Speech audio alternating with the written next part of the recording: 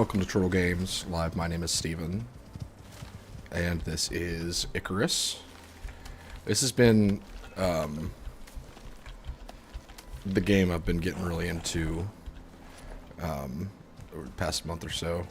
You know how, like, maybe this is just me, but like the months, like I guess December and January, I feel like I usually during those months will either revisit a game I haven't played in a long time and finally beat it, or I'll just pick up a random game that kind of piqued my curiosity, because there's nothing coming out in December and January.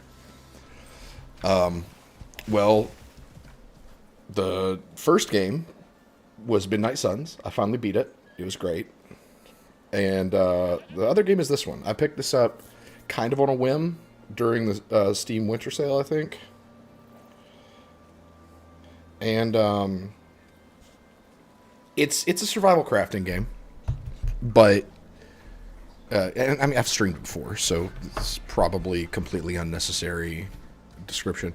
But it's a survival crafting game that feels very unique from the other ones, which, that's a very saturated genre already. But for this one to feel fairly polished as it is, and to have the amount of content that's there and the unique approach to the gameplay loop, that was enough to get me interested. And I've been off and on about it because it can be a very frustrating game.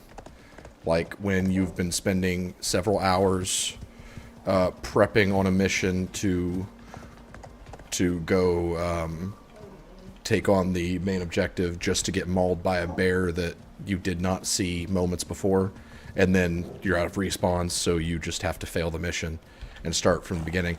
That sucks, but now that I've been able to get deep enough in a session where I've been able to... I need to just take this meat with me. Where I've been able to learn about getting rarer materials, and I've been able to make cooler weapons and stuff. It's been really neat. But I did have one of those frustrating moments where I learned a lesson way too late. I chased an entire, let's say, tech tree upgrade to start harvesting what are called exotics, which are a material you can use to purchase equipment in orbit, so outside of missions.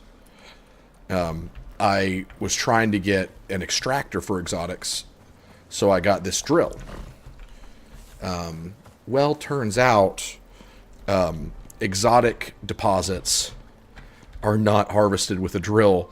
They're harvested with, let's see, where is it? This is what I got, the biofuel deep mining drill, and what I needed was the biofuel extractor.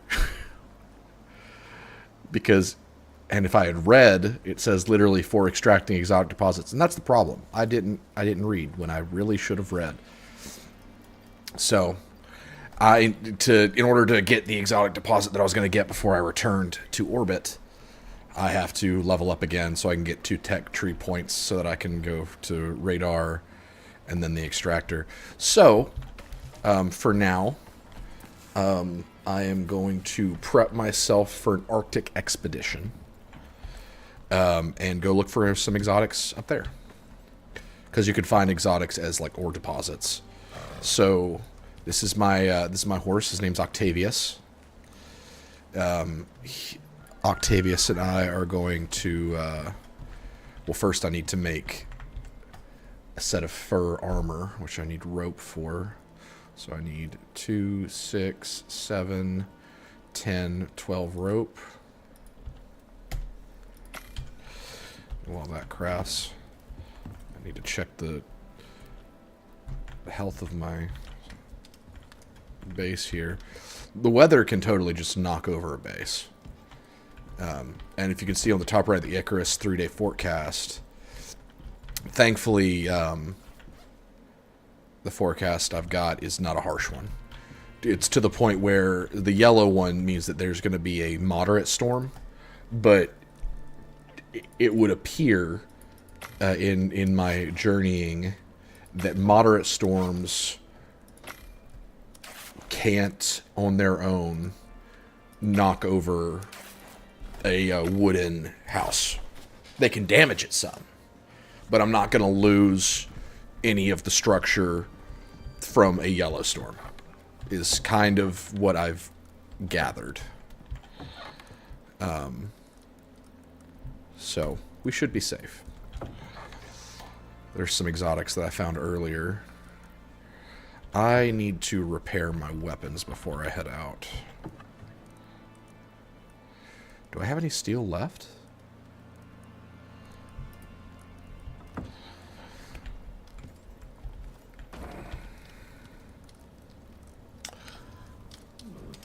Okay, so that's done cooking.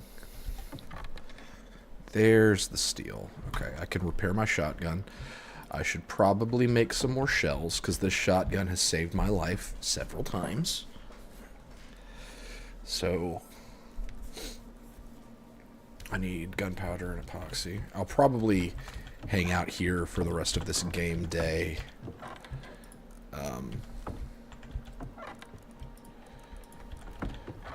Prepping for the expedition before I leave.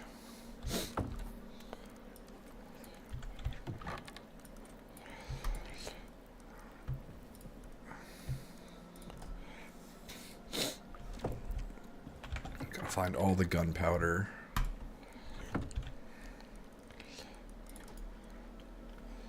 Oh, do I not?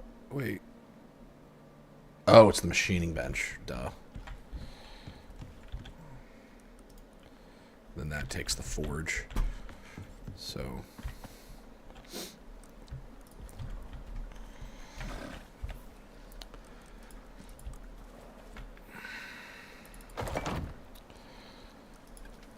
alright, that's repaired.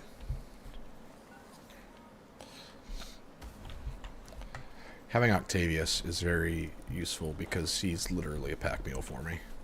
So when we pack up to leave, I'm going to have him carry the forge for crafting gear. Oh, my light went out. As well as the cement furnace.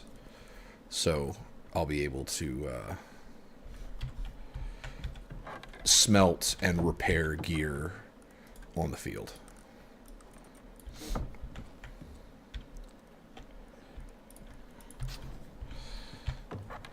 What was I doing? What was I doing? Oh, I need to put on the fur. What the heck? That is not the armor that I just crafted.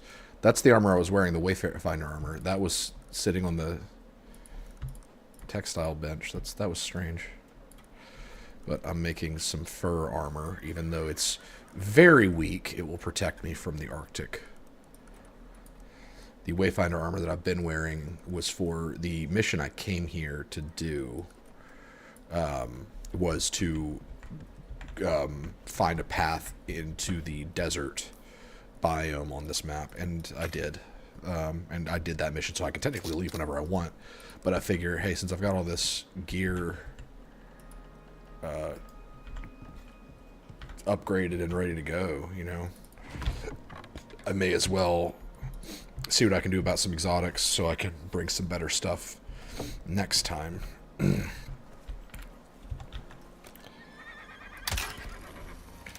I should not have taken that shot.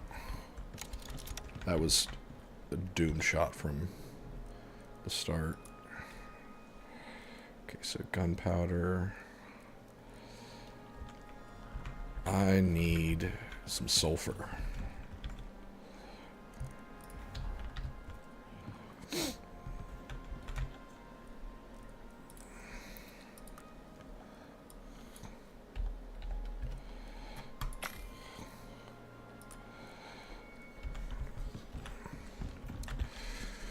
Silicone shells are going to require... Yeah, both epoxy and gunpowder. So, really, I just need to go make some...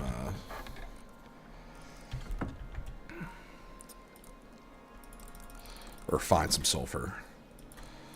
So while this stuff is all crafting...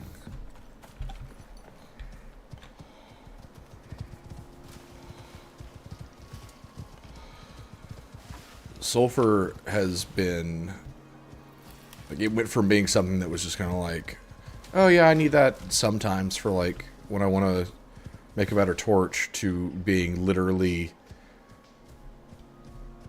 like I can't do without it. Like I'm constantly burning through it because I need that to make gunpowder. I need to make epoxy.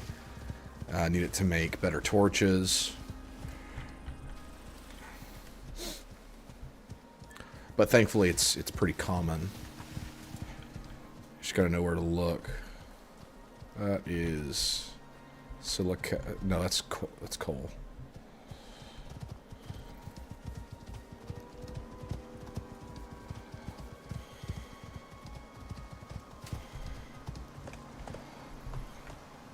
There's some.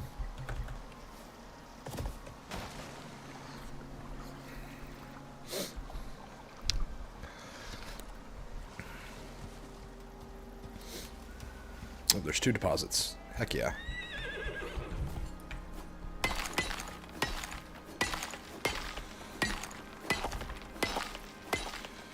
Did not consider the weight I was already carrying. Oh yeah, I should not have left in this current state. Are you well fed? Okay.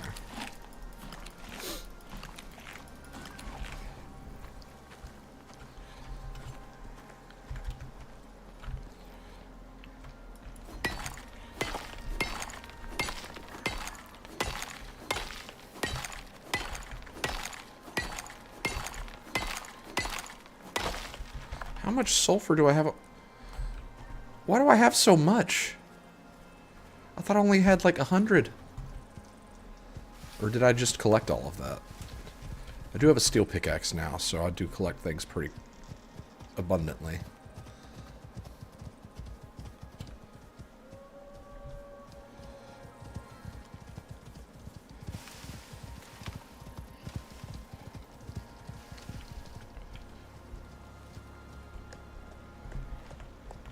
Oh, there's another one.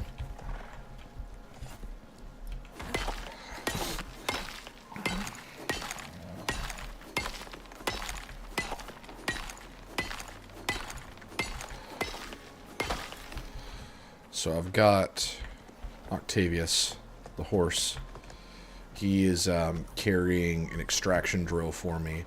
So if I end up finding a deposit of ore in the ground, like iron, titanium, platinum, or whatever, I can set that drill to start extracting. Which I specifically...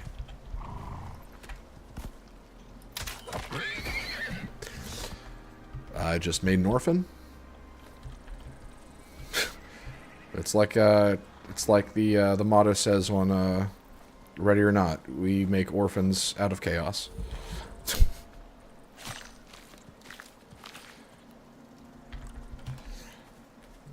That's what they say.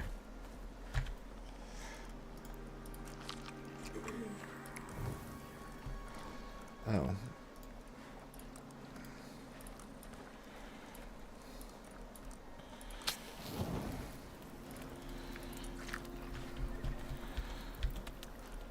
I may as well go ahead and, yep, take this. Be way over...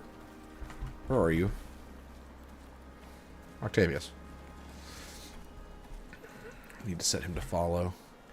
Is audio bad? Is the video choppy? How are we doing? Because on my second monitor where I'm watching on Studio, it looks really choppy. But I've been told before that that is not what it looks like for you guys. I'm hoping that is the case.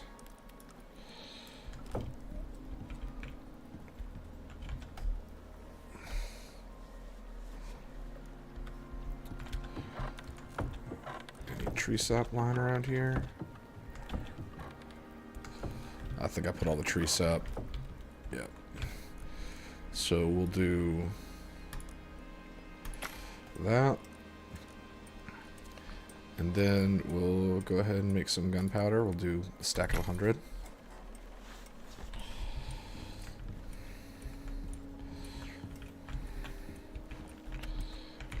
I need to go ahead and fix this thing.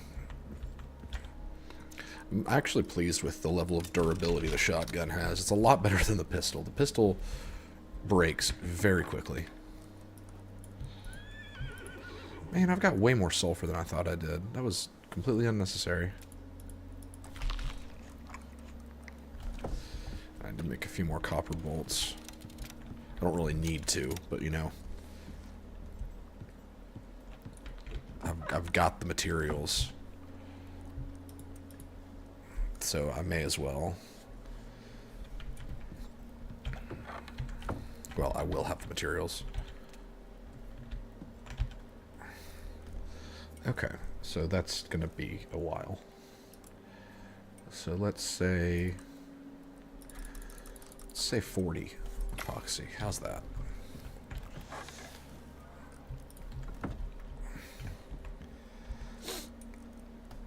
Copper bolts, let's say, yeah, 20 should be plenty. That way I don't exceed a stack.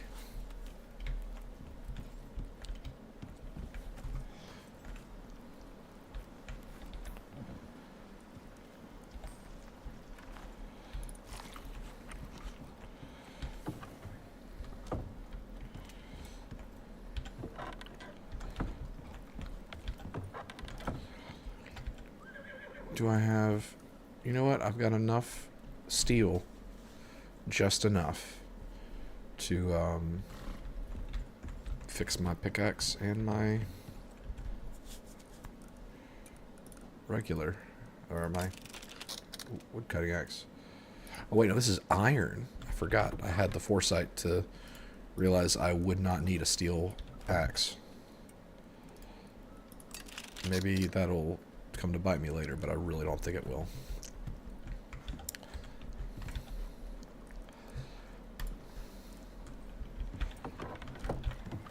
Epoxy.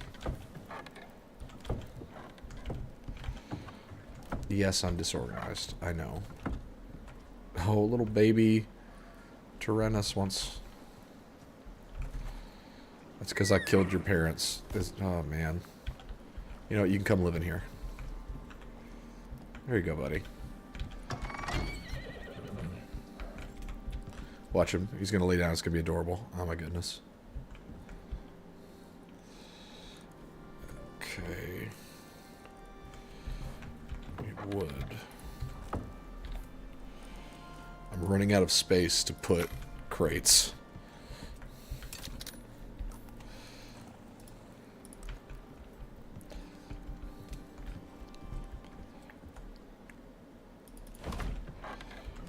Okay, so yep.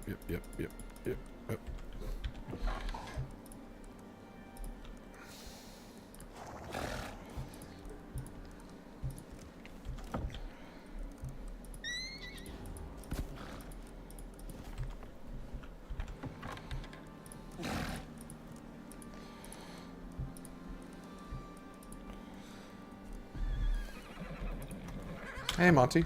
How's it going?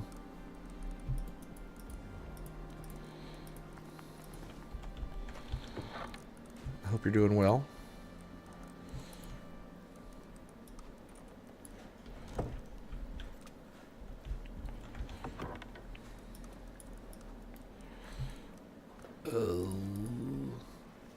Not doing too bad. How's school? How's everything going?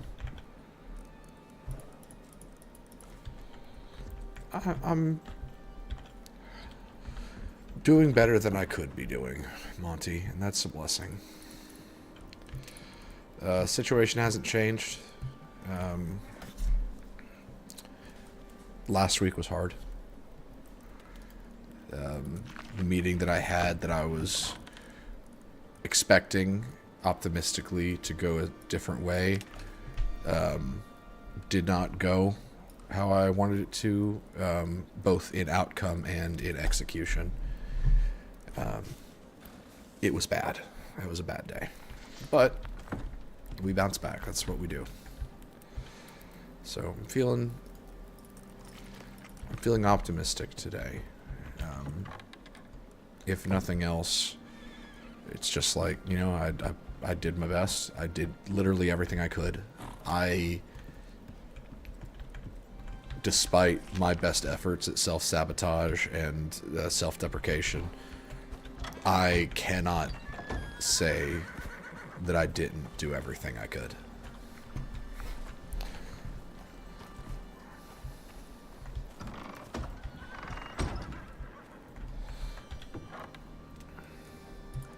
I didn't know you were still off. Should we make another biofuel can?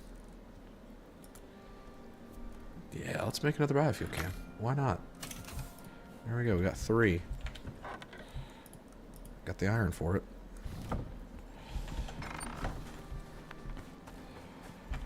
Now we just need to fill it up. Where'd it go? There it is.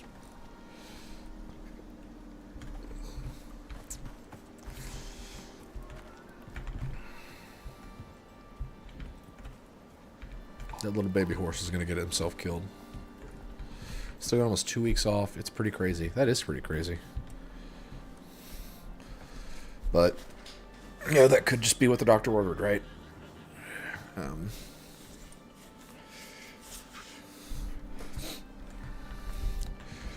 You still feeling it, or are you getting stir crazy at all, ready to, you know, hit the ground running again? I have a personal flaw of mine is that I veg probably too hard, to the point where, like, if I was, and like I feel miserable when I do that too. Like I'm fully aware that I feel like absolute garbage if I spend the day doing nothing, but if I'm given the capability to do that, I probably will. I think that's called being depressed. But who knows?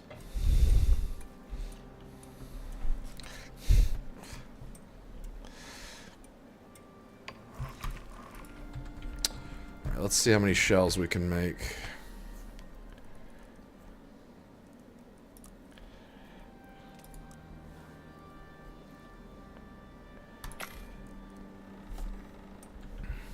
I'm going to load up on shotgun shells.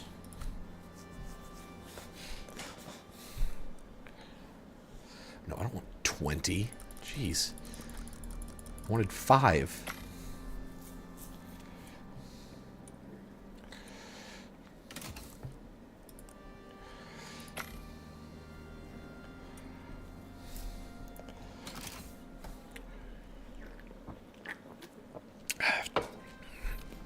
Do you feel like you've been given proper preparation for the exams, and you're just like feeling nerves because it's, you know, it's go time, or like do you feel like you've not been properly equipped and prepared, you know, like, because I've felt both, and I get that.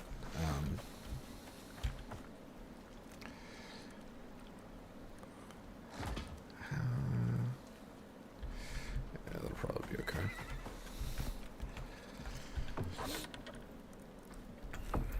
Iron needs to go back. I mean, 66 shells is probably plenty. Probably just my fault for lack of preparation, but also just nervous because they're my first exams. Okay, that was going to be my follow-up question, because I think my time in college, and, you know, I don't want to speak for your time at college, because obviously we are going to have had very different experiences being on different parts of the world and all that. But my first time taking exams, it was nowhere near as bad as I built it up to be in my head. So I think a lot of that probably is just nerves, because, I mean, at that level, it's like, I mean, for me, I went from being homeschooled to going to college. And so it was like, I don't know what the hell is going to happen when I take these exams. And when it got to time to take them, it was like, oh, this is not bad. It's really...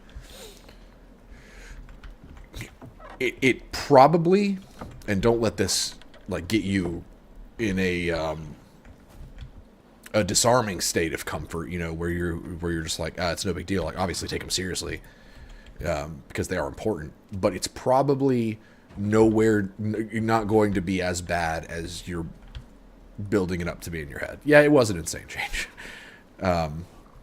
but I came to find out, and you know, I went to community college first, so that's a bit different. But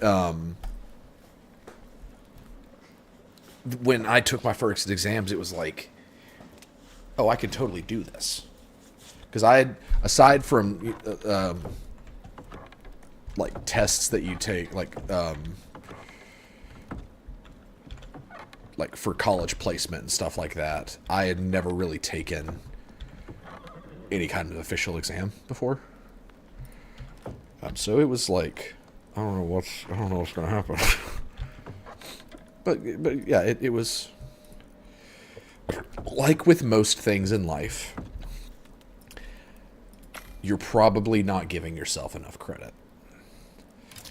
And that's something that, like, if there's something that I need to say to myself in the mirror right now, it's probably that exact sentence. Because, you know, being in a position where I need to start looking for, well, I need to find a job. I've been looking, but being in the market for a job and having that apprehension of, like, I don't think I can do this. The reality of things is, with, at least with me in life, a lot of those nerves and that anxiety could have been done away with if I had just taken to heart that sentiment of, you need to give yourself more credit.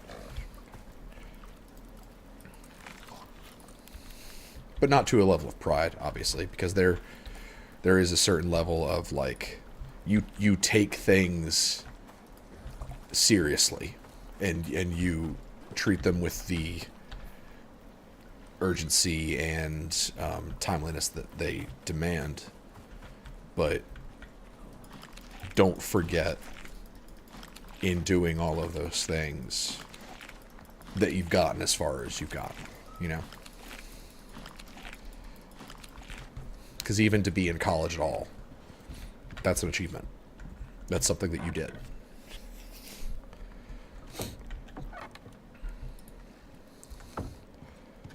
Everyone's in the same boat as me for my other friends at uni. Apparently the first couple tests are pretty rough. Anyway, okay. Is it specific classes? Like, I don't know how university works for you guys. Because for me, the way it worked, I went to community college, and community college is,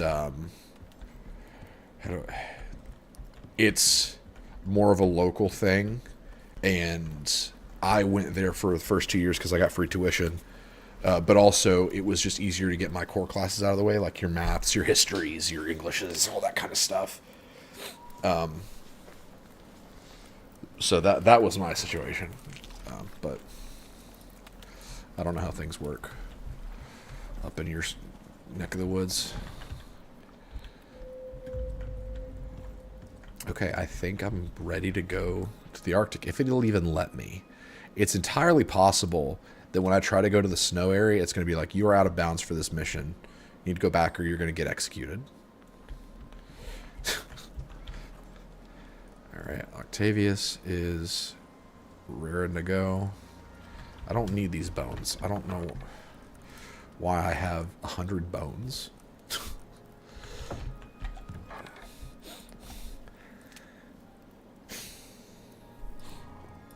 Oh, that's nice. What are you studying? I don't think I ever asked you that. And if I have, I apologize for forgetting.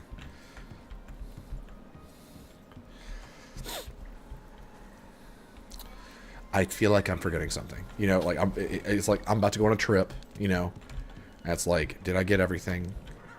Do I have my wallet? Got my horse.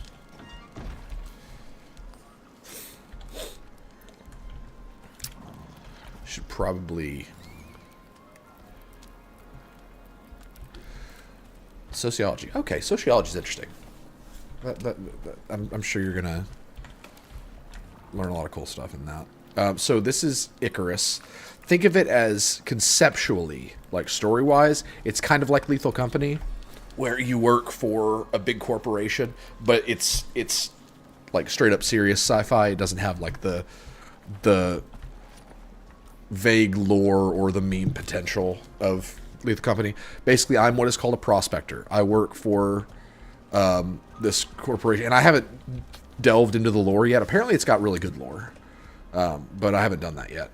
But I work for a corporation that is exploring and terraforming planets. I'm a prospector, so I go on various missions that could be along the lines of like taking a thing that scans weather patterns and oh, that's what I was forgetting. But taking a thing that scans weather patterns and dropping it in the middle of a blizzard and trying to make sure it doesn't get destroyed, or maybe it's clearing a path to the desert, which is what this mission was. This mission, I went all the way from here to here, and I had to burrow through a cave system right here to get there. So it's a lot of like various tasks that are in a survival crafting type game, but the twist to the gameplay is that it's like if a survival crafting game was a mix with a extraction shooter, because you can do open world survival crafting where like you drop into a planet and you stay as long as you want and you try to survive. Or you could do missions, which is what I've been doing, because doing missions you can get currency that you can use to purchase stuff in orbit, which like this knife is a knife that I brought from my initial drop, so that I can basically have a better piece of gear when I start, because each time you drop on a mission you start over, and so it's like an extraction shooter in that way, where you can start with stuff that you can lose if you don't bring it back with you when you depart back to orbit. But the weather is very intense in this game, where you can get hit by lightning storms that can literally take out your entire shelter just with one bolt of lightning. It'll catch it on fire and then it'll burn down. The winds can knock it over. Like, the way I've described it is that storms can feel more like a boss battle than just something that you sit inside for, because when you are weathering a storm in this, you're actively like repairing your walls and stuff to make sure that nothing falls over. And so in preparation for a storm, you may build a layered shelter to where you've got an outer wall and ceiling that is dispensable, and then all of your crafting stuff is actually on inside an inner wall. So you're basically making a layered defense. So it's interesting approaching a weather system like that, because when it says weather event incoming, it's just like, oh shoot, like something's about to go down. And that's a really cool feeling, especially if you're out and about and you're not in shelter, because you have to get creative and either throw up shelter with whatever you've got on your person, or there's a trick you can do that I actually learned on my own, but apparently it is a trick that players of this game use. I could go up to a rock and just punch out a hole in it basically and hide in there as shelter. So it's not like 7 Days to Die, for example, where there's survival crafting but you're fending off zombies constantly, or what's the other one?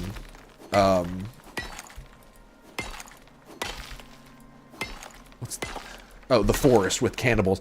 It's not like that, to where like you're fighting against nature, and nature could mean, because we're on alien planets, nature could mean giant ice scorpions or a mammoth. Like they depending on the difficulty of the planet, you could find more severe stuff. Like the third planet, the most difficult one that I'm not going anywhere near till I've gotten a lot of gear to take with me. I think there's like a volcano biome there. So there is a good variety in, like, a lot of this can feel like, oh, this is just Earth, but with more unique flora and fauna. And it can feel that way, but I haven't minded because it still feels sci-fi enough.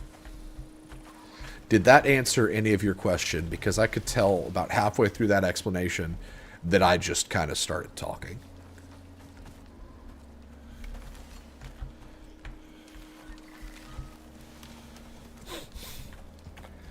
Basically, we are working for a large corporation that is using us for field research and scouting.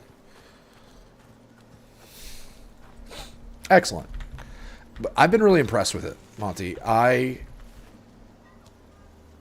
that a bear? I enjoy a good crafting survival game.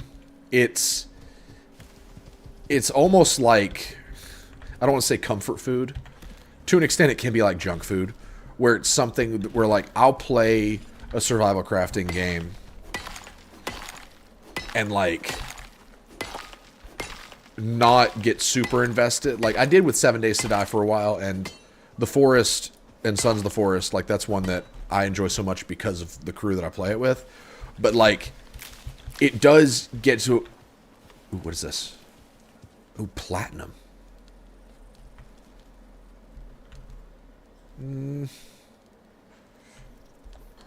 Do I need platinum, though? I don't think I do. You know what? Just to see what it does. Because, you know, Monty, you're here. I brought this thing. We're going to deploy the deep mining drill. And we're going to harvest some platinum. Gotta put biofuel in there and go. But survival crafting games, they can get to a point to where it's like, you know, played one, played them all. This one has pleasantly surprised me with enough in terms of unique mechanics that it keeps me coming back. And there's a weather event. It's just rain. It does say it's a storm, so we'll probably be okay. But just in case, I'm gonna carve out a little shelter in this stone. But there's a large skill tree. There's a ton of, like, different, like, stuff to craft. And the inclusion of being able to, like, bring stuff with you in your drop pod is really neat. I think that's a fantastic addition. And I need to remind myself before I leave that I actually... Wow, this is slow. It's got 2 hours of fuel. What? Okay, we will weather this storm, huh? And then we will move on. Also, I need to make this bed roll. Yeah, I forgot to bring one from home.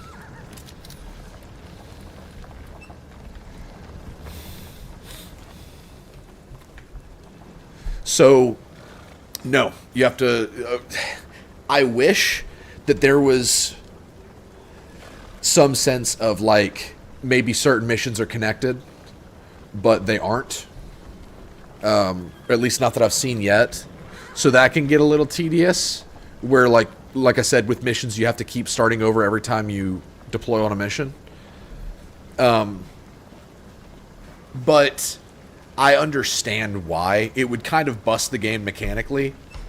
But I do think it would be cool if there were, like, certain mission types where, like, maybe... you could do like a scouting mission or something, and everything that you place in a scouting mission is still there whenever you go on a mission adjacent. I don't know, something like that. I do wish there was some kind of retention, because that would help with how slow this game is when you start a new session each time. But at the same time, I respect it because it makes it to where finding exotics or completing missions for that currency is more special, because the stuff you bring with you, like the reason I brought a knife, is because something that you need a lot of at the start is fur and leather, because for me, my first steps whenever I start a mission are to obviously make shelter and a bedroll so that I can set a spawn point and sleep through nights, but also to make a bed for an animal so that I can tame one to use as a mount, and that requires more fur. So you get fur from carving animals you've hunted. So the better gear that you have, the more yield you get from what you're harvesting. So if I have like a stone knife and I'm carving a wolf, I'm not going to get a ton of yield from that carve. Yep. And the wind just knocked over a tree on top of me. Yeah, you see the red at the top right, the wind started to pick up. Yep, trees are getting just obliterated. Don't worry, Octavius can't get hurt by the weather. Thankfully, he is not as fragile as I am. But, so I brought a knife because the knife, in my eyes, gives me the best head start. Because where you get dropped in, there's usually an abundance of trees, there's abundance of stone, so there's not that... Why did I even carve that tree? There's not as much of an immediate need for a better pickaxe or a better axe. But a knife...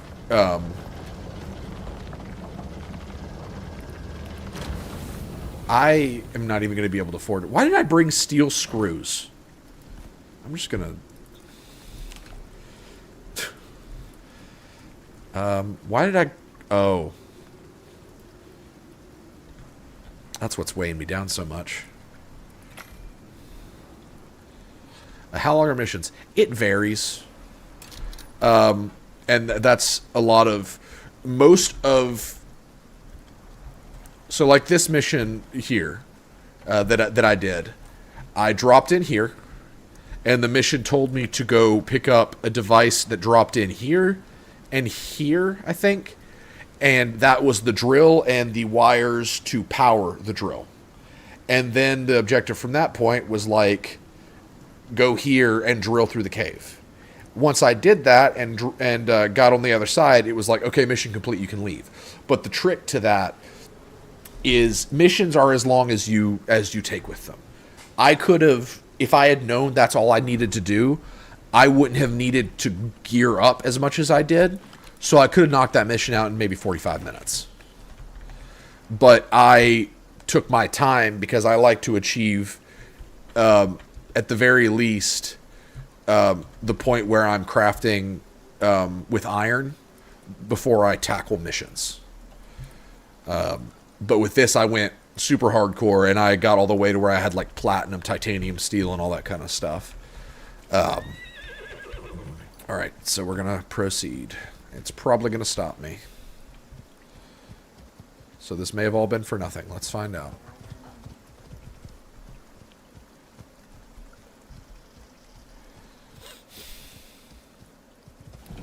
That's a polar bear. That's a polar bear. Polar bears do not mess around. I've gotten killed by one like 3 times, and I've only been to the Arctic like twice. Explain that. Okay. So, oh, there's another deposit here. That looks like sulfur. I have not played Valheim, but I've heard glowing things about it. I've heard that the next like the game that people are looking out for and considered to be the next Valheim is a game called Enshrouded.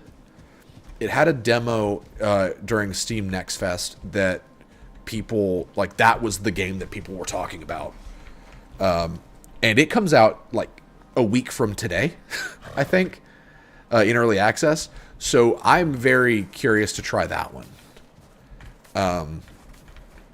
Because people said it was very similar to what Valheim is trying to be. And Valheim's one of those that, like, if I had a group, I'd probably try it. But I am not... I don't care about the Viking aesthetic enough to where I'm like with Enshrouded, it looks like it's going to be just like vague medieval fantasy, and to me that's more of like, that's got more possibilities, I guess.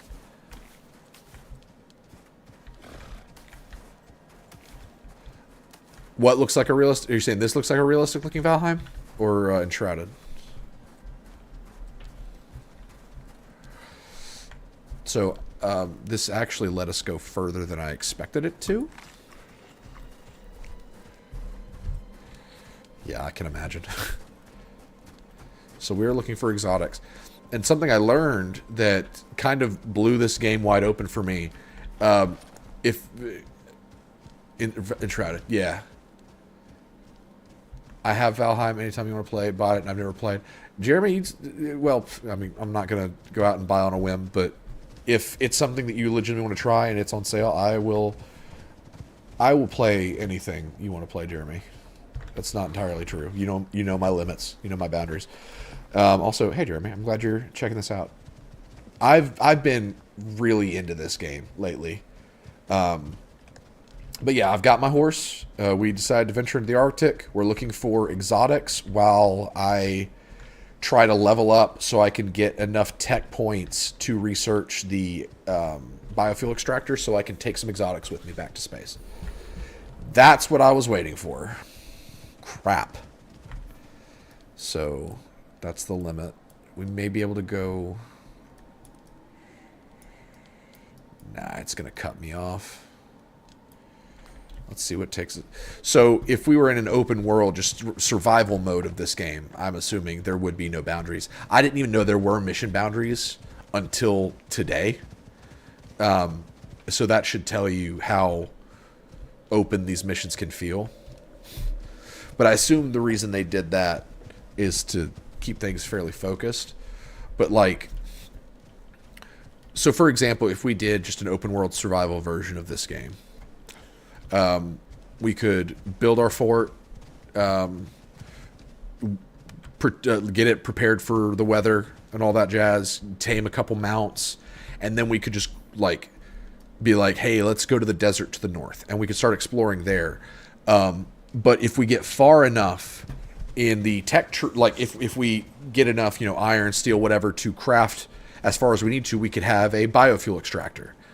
And if we use the biofuel extractor, there are deposits of ore like we saw with the sulfur and the titanium or the platinum earlier. If we found an exotics deposit, we could set up that exotics or that biofuel extractor to start to mine those exotics, and those exotics come back to space with us, and we could use them to buy gear to bring on subsequent drops. So like this knife that I brought, as long as I bring it back to the drop ship with me, I can bring it again, which is where that element of kind of an extraction shooter comes into play. So like, even if you aren't a fan of the whole vibe of like starting over a lot, like the missions side of things with this game, you can still play it like a traditional survival crafting game. That just has to be the mode you pick. I don't tend to enjoy those experiences solo, so that's why it's been refreshing for me to have missions, because I can just learn the game, level up, get material for later, so that if we do end up playing this game as a group, I have gotten really deep into the tech tree so I can help jumpstart us, and I also can have some starter gear. Oh, Valheim's on a Game Pass? I did not know that. Oh, is this a cave? This is a cave. Let's check out the cave. Might as well. There could be exotics in there. So you see how... Oh, wait, I already dug a hole into this cave.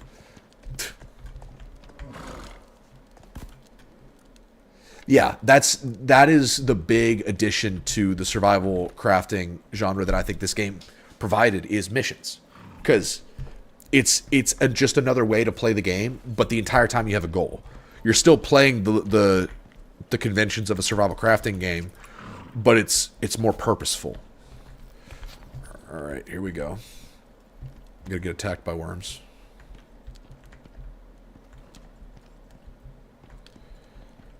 Oh, they're being slow. There they are.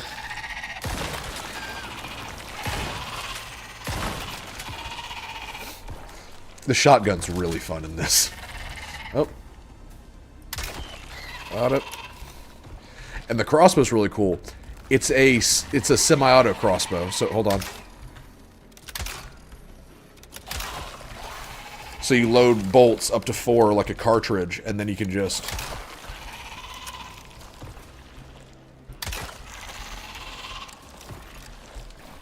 Alright, so we're looking for exotics in here. So that is a iron deposit. I could bring that drill that I had earlier and start extracting iron. But as we now know, it takes freaking forever. So I guess that's supposed to be like a set and forget thing. But later on, because what I've got is biofuel driven, later on down the tech tree, I could get like electricity powered. So I could set up a solar panel that leads back out on the outside of the cave, and then just leave the drill here over, like, and just let it constantly extract that ore for me. I do not see exotics anywhere. That's to be expected. Exotics are like, I think there's a 10% chance for them to appear. And all this other ore were good. But it's good to know that, so on this map, caves are always in the same place. It's not a procedurally generated map. So if I was ever to do maps on this planet, which its name escapes me, I would know... What the hell? The map it acts up sometimes. But I would know there's always a cave here, even though normally it's blocked by rock. It's tricky sometimes, because you can usually tell when there's like an indentation where there's a cave. But if you walk up to it and there's that symbol, like this was filled in before I found it. I learned like a few days ago that you can totally find hidden caves that are just encased in rock that you need to excavate. And when I learned that, it was like, oh, this is a game changer. Because ore can only be found, or at least in the forest biome. I haven't spent a ton of time in other biomes, but in the forest biome, it would appear that ore that you can use, like, you know, your typical copper, iron, all that stuff, can only be found in caves. So I thought that every cave needed to be like just straight up a cave where you can see where the entrance is and all that.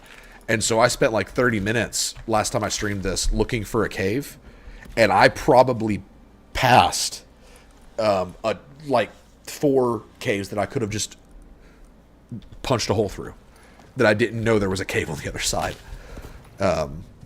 And when I learned that, it was just like, okay, this makes it a lot easier, because if there are more caves than I initially thought, then it's having to restart and get to that point is not as much of a pain as I initially thought it was, because that's where the slog is getting to the point where this might be a cave, but getting to the point where, no, it's not. You're smelting ores and upgrading beyond like stone and bone gear. That's where it's frustrating to start over.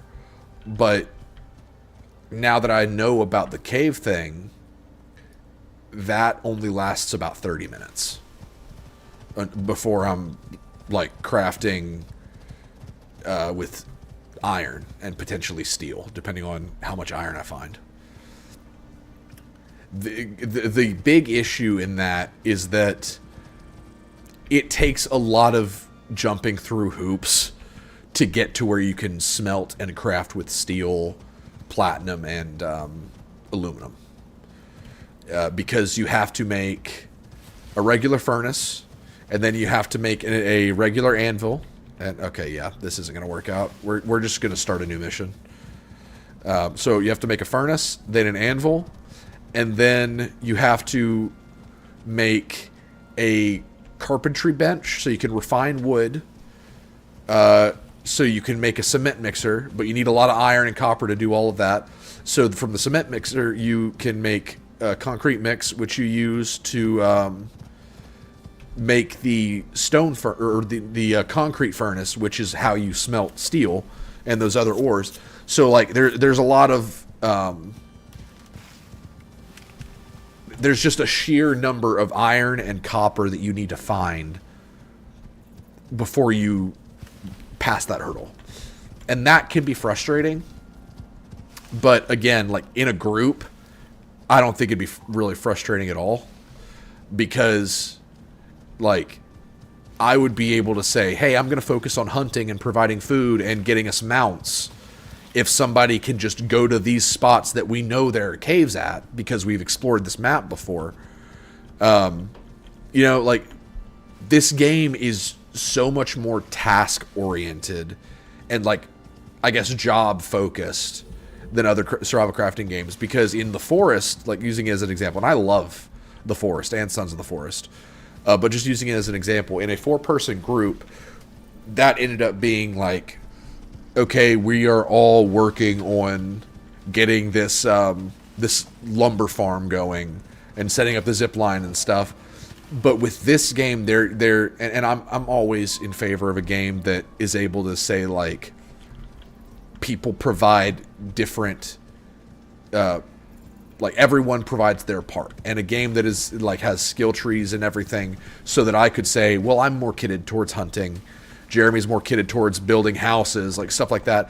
I always like that because there's a sense of you know, collaboration. I'm a big fan of collaboration in games like this, and we're able to actually say, like, okay, here's what our tasks need to be, and here's why specific people are given them, because we've leveled up to be that specific way. Where are my? I need to make a crafting bench. I need to send my exotics back up. But yeah, in this, there's a lot more stuff to juggle in this, because like I said, bases can get just destroyed. So playing this as one person, it can be difficult, because if I decide, okay, now is time for me to start searching caves for the ores that I need, and then suddenly it's like, hey, weather event incoming. It's like, well, crap, is my shelter strong enough where I think it can survive without me there to actively repair it? Or am I going to need to wait another, like, 20 minutes for this storm to pass over before I can start scavenging? So, like, with every person you add to this game, that tedium goes away. Okay, iron and copper and rope. Was that 8 rope? 8 rope.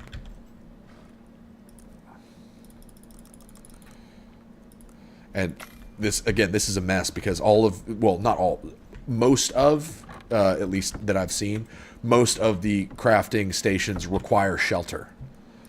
So shelter is one of those that, like, you could play this game in a group of people and only do building and like shelter maintenance. Because it's a necessity.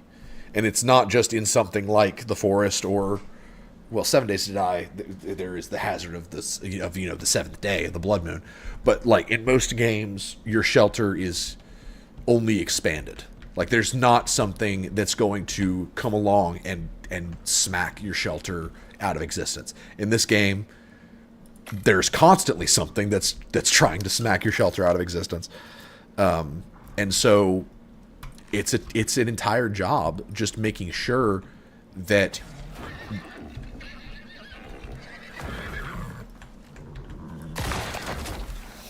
ah, crap, I made another orphan. Alright, come on, kid. Come live with Octavius and Maximilian, or whatever his name is. So, yeah, it's an entire job just managing a shelter. And it's an entire job just hunting and maintaining food. And there's farming. And excavating for ores is an entire thing that could range from either being that guy that just takes a pickaxe and go to caves, or it could look like finding those deep mining deposits, setting up drills, and doing it that way. What would happen to everything inside if the roof got destroyed in a storm or something? Well, I'm glad you asked, Monty, because I think yesterday or the day before, when I reloaded into my game, my campfire had been going, and I think the game glitched. So I had a double layer house where I had like my traditional box that had all of my crafting stations, and then I had the outer layer where I had my campfire, my drying rack, all that stuff that I'm not too worried about getting hit in case the storm does break through. So when I loaded in, because the fire was still on, I think it glitched to where the fire jumped and it caught on a wood panel, and I panicked and didn't think to just destroy that panel to stamp out the fire. So the fire spread and caught my entire shelter on fire. I was scrambling inside trying to grab all of the stations that I could save and just get what I could out. But what happens in that event is that it drops as a pile of loot on the ground. And that sucker literally burned all the way to the ground to where there was nothing left, and it took about 10 minutes to finish its job. That was devastating, but also it was really cool. Like, it was one of those things where I was frustrated, I was mad about it, but also like, you know, that's really neat that that can happen, and that's something to worry about. That your fire, which is why you eventually...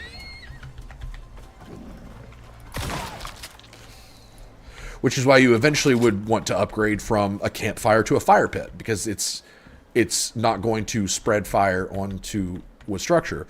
Or maybe you go from wood structure to stone. I've never built past wood, just because, again, I'm doing the jobs of basically 3 people. I have to turn off the game for a minute if something like that happened. So the good news about that, Monty, is that it was a good time for that to happen, because I was about to leave and I expected to not come back, because I was going on, like, I had built up my gear, I had a mount, and where did I put those? Oh, I already loaded them up on the drop pod, I think. But basically, I was done with my shelter at that point. I didn't need to come back to it, but it was one of those things of like, man, if I need to come back to this, I'm going to be pissed. All right, so contact device, where did I place that? So I've got exotics that I found at a deposit right here. And so I can request.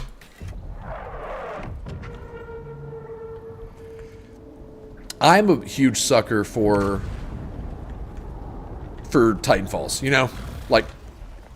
Like orbital drop pods are so cool. Like ODST, Titanfall, Helldivers. It's just such a cool thing. All right, so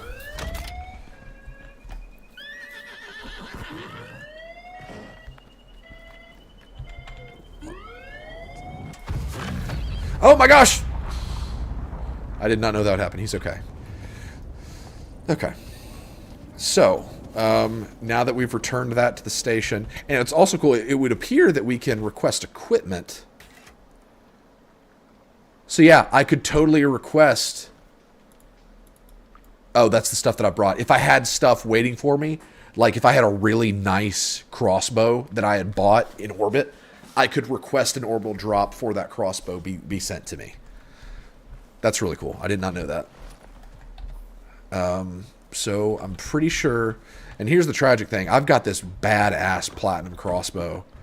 And I'm about to leave. I'm about to finish this mission and lose all of the stuff that I worked towards.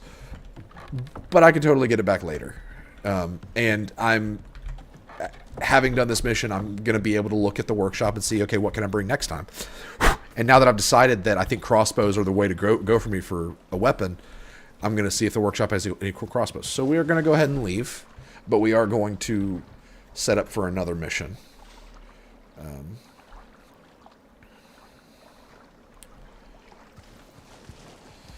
And this game does have first person and third person, which I thought was pretty cool. Oh, and here's something the game also has that I don't think you've seen yet. Oh, nope, that didn't do it. Hold on, let me get the...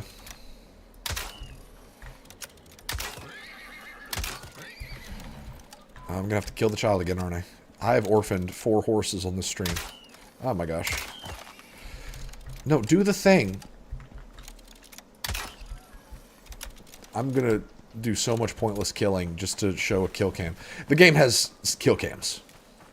For, certain, for like, sneak attacks. Hold on. Yeah.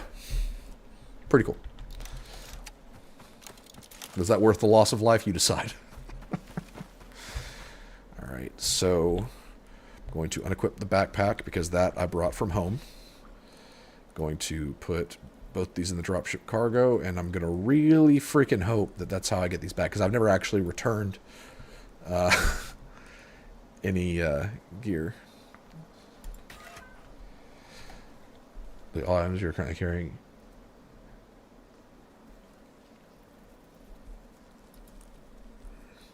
Okay. Workshop items in your dropship or inventory would deliver. Okay, that's good. So something else that I'm curious about is do those items that I used get repaired in orbit, or do they maintain that durability loss? If they maintain it, that's going to be really annoying.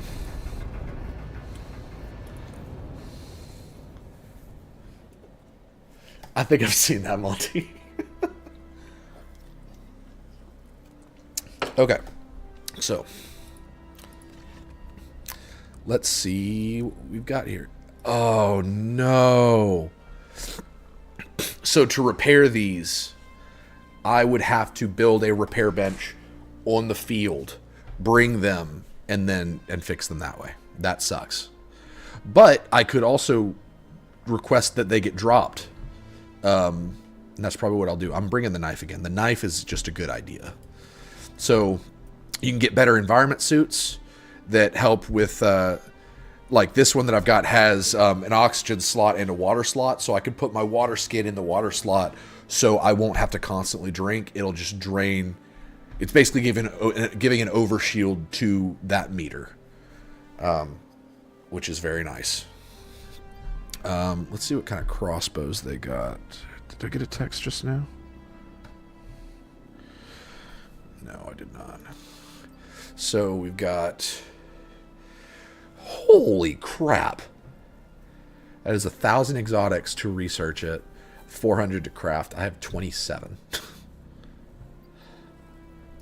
But I have a feeling I'm going to be using a crossbow eventually. As like my thing that I drop in. I could totally research and bring a recurve bow. But I'm not going to do that. I'm going to save some of this stuff.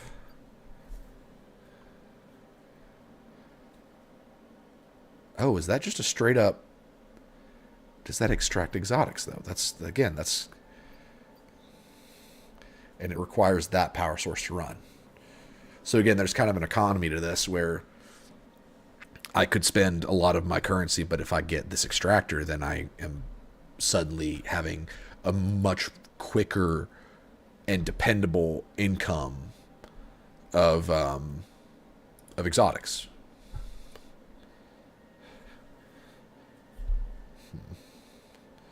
I don't think I need a hammer.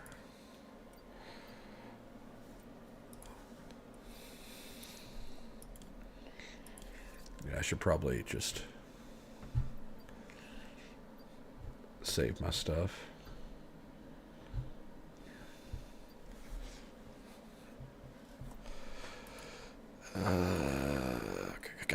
I could get a better... Nope. No, I can't. Ooh, that's cool. It's a mercenary backpack, so... It's a shotgun backpack. Just straight up helps you with shotguns. That's cool.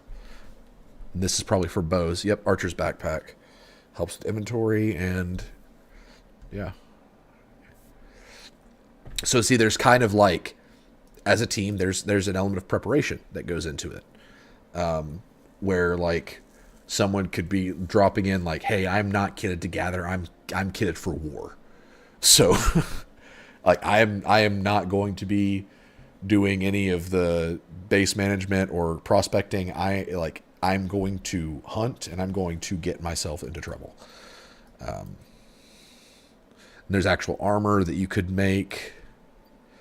And there's set bonuses, which I am a sucker for set bonuses. I love those. I think they're just fun. Jeez, that's a lot. So this suit just seems better. Yeah, this suit that I've got is just better. And so you can sell exotics for Ren, which is the yellow currency. And yeah, it's not bad. Not a bad conversion rate, to be honest. But I'm pretty good on what I've got, I think. Maybe I should make a bow. I don't know. Well, actually,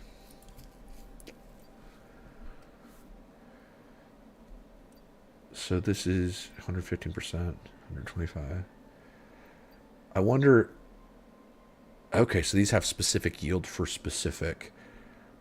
Like this one's very good for mining iron. I like that.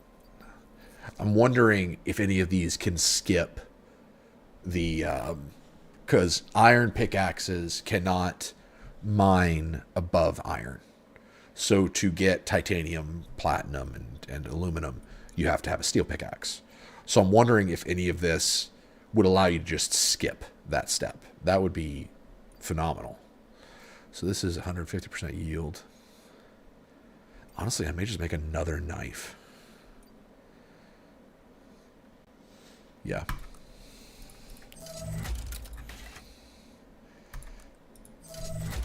Okay. That'll speed up the initial process even more.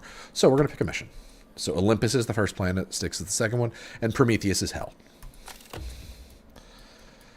So this is what I just did, the dry run expedition. That opened up all of these missions. And, like, these missions are no joke. Like, there's a lot of them. And this is just one planet. You see what I'm saying? Like, this could be the whole game by itself. Pyramid construction. There was a mission that I got that was literally, hey, you need to build a forward base for a research team. And some of it was kind of convoluted, where it was like, okay, you need to have these specific gold statues. And I was like, are you serious? But still, the fact that that's a mission, that's really cool. So if that's the aspect of the game that you enjoy, the building, then you can get rewarded for doing that with Ren. Hold on. There was an item that I saw in my research that you get from a specific mission. I'm going to look it up and see if I can. Okay. Worm bow. Yeah, that's what it was. It's a recipe unlocked. Unearthed research.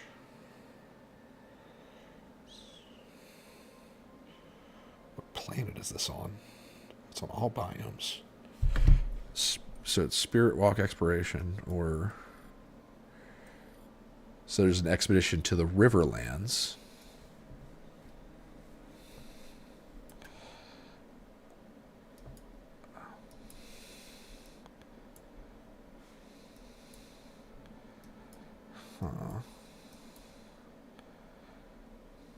What did this say it was called? Unearthed. I can just...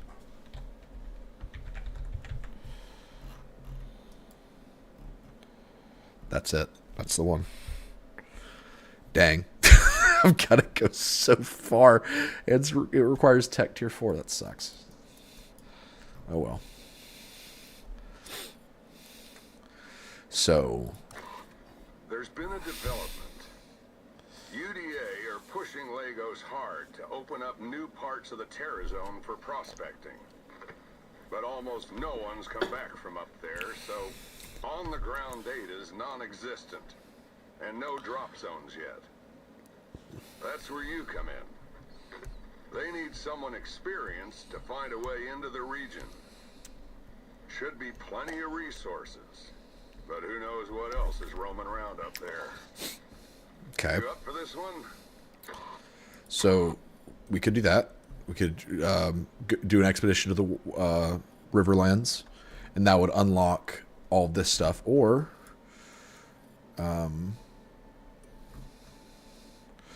see, some of these missions, this one has a 6-hour time limit, so you have to be very fast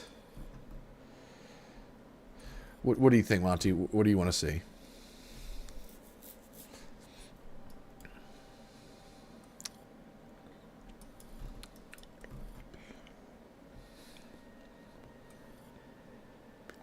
Explore caves to collect ores. That might be a good one, honestly. They need boots on the ground to do the work that no one... So, it's a lot of options, Monty. So we could go spelunking, basically go searching specifically for ores as a mission, or we could do an expedition in the ice area. These are ice ones, I'm pretty sure. We could do an expedition to open up the Riverlands region. We could go to the sand area. Really, just here, pick biome. Do you want the desert, the snow, the forest, or the Riverlands, whatever that is?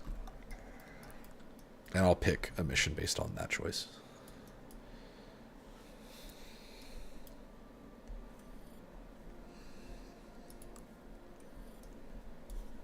I'll look at this planet to see what...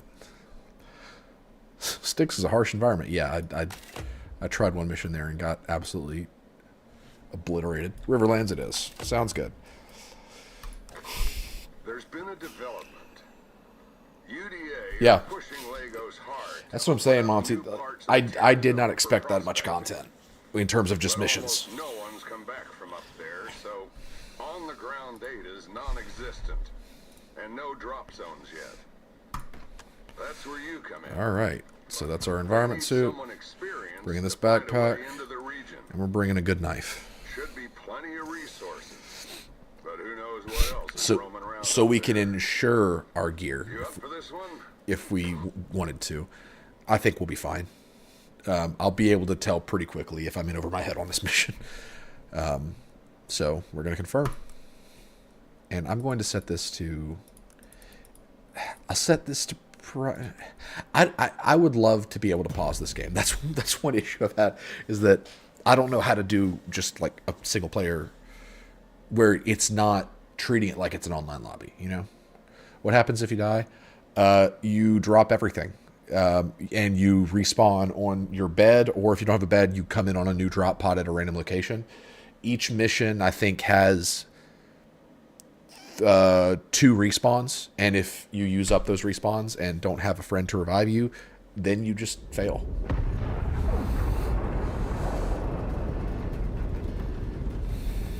See, I love a good drop pod scene. These are just always cool.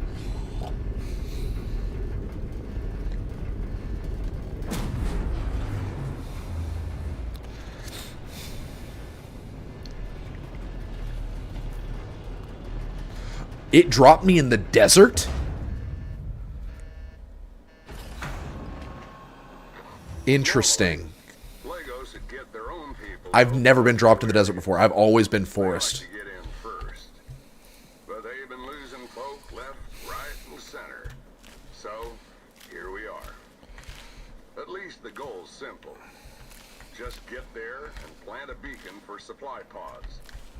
Destination's on the map. Tricky part is, doesn't look like there's any natural pathways. So maybe you're gonna have to make one. But first, you gotta get there. This is going to be rough. Don't let me hold you up. Grab a beacon and get going. So there's a sulfur... No, gold deposit. Okay. Okay, I can't mine ore with my fists. I do too, Monty. I love Titanfall so much. Alright, let's hunt. Oh gosh. I was not expecting it to put up that much of a fight. Yeah, I've already... Yep, I already need to make a basic bandage. Lovely. Okay. Oh, but that was a great yield of resources, honestly.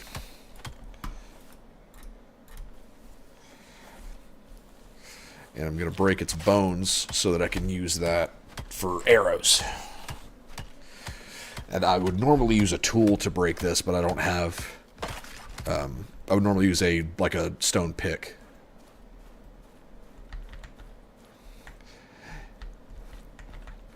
There's an iron deposit here. I'm afraid that a lot of my opportunities to get ore in this biome are going to be from deep deposits. And that's not good, because to get to where you can even make those is a trudge. Alright, got a pickaxe.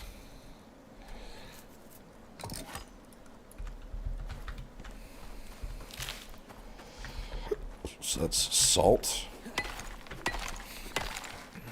Holy crap, look at the forecast. This is gonna suck. I need to find, like, a big oasis that just has a ton of trees.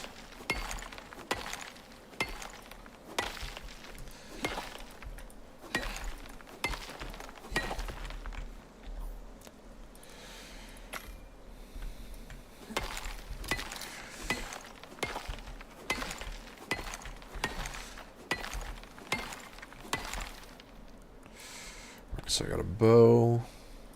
How many? Make 20 arrows. Okay, that'll be good.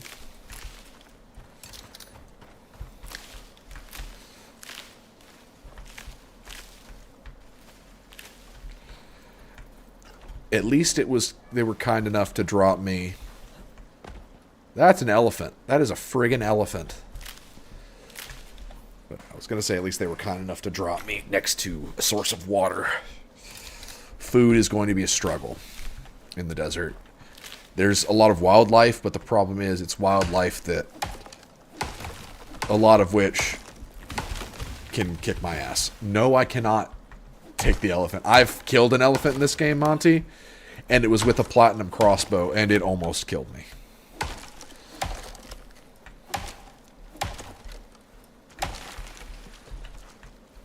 I don't think you have my best interests at heart, Monty.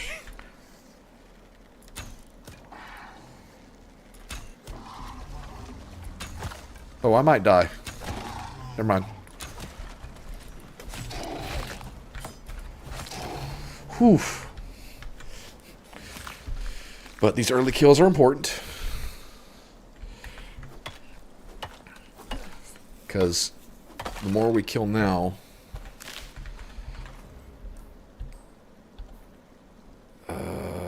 another bandage. And that sucks because fiber, I don't know how much plant fiber I'm going to be able to come across. At least it's not going to be like the forest where I can just walk out and be like, hold down F key and just collect 300 in a few seconds.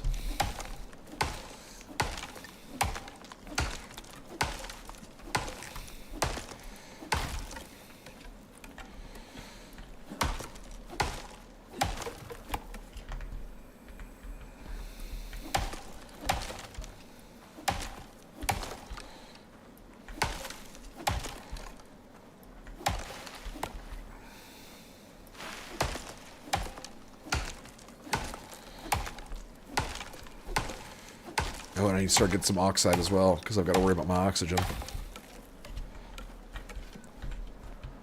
I'll go ahead and collect some of that.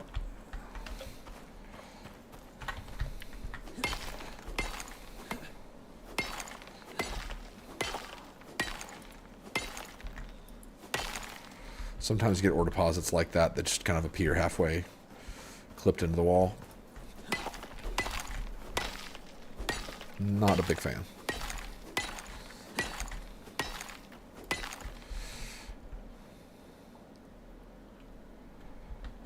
How much of a worry is oxygen? Not a huge one, but it is something that needs to be kept track of. Because oxide is, at least on this first planet, it's everywhere.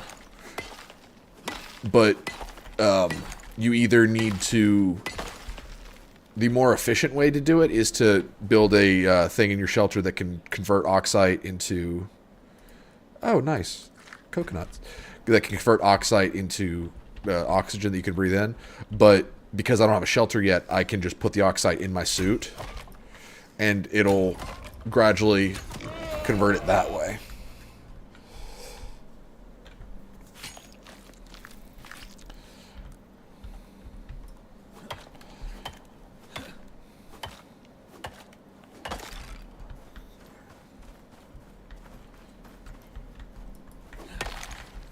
How am I on stone?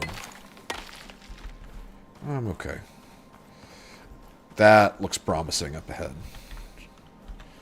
There are scorpions here. I'm pretty sure that's one right there. Oh yeah, that's a scorpion.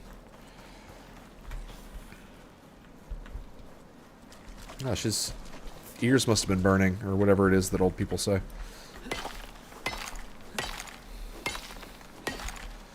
I'm thinking it might be a good idea to build a base that's at an elevation, like build something in that kind of location that's up on a cavern, so I could destroy the ramp leading up to it to block off any creature's advance.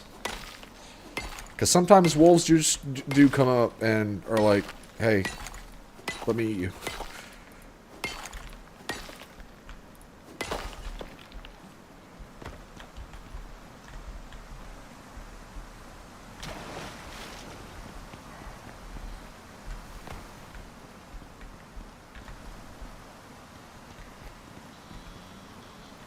Honestly, that might be a good spot to build.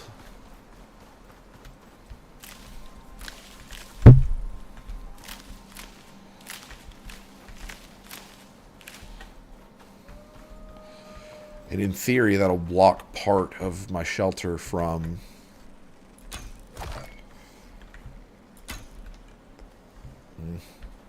Too much lead on that one. But in theory, that'll block part of my shelter from storms. In theory.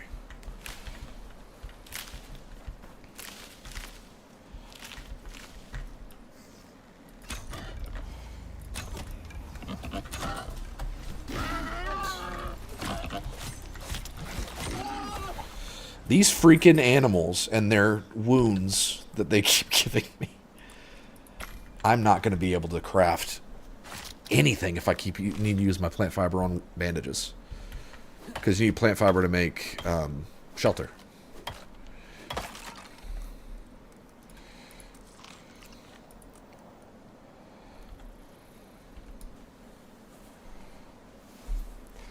Some rock is unbreakable.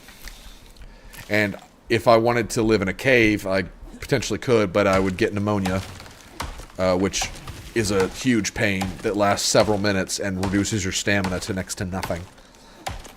Which I think was their way of forcing you into not using caves as a crutch. And also there's the worms. The worms are annoying.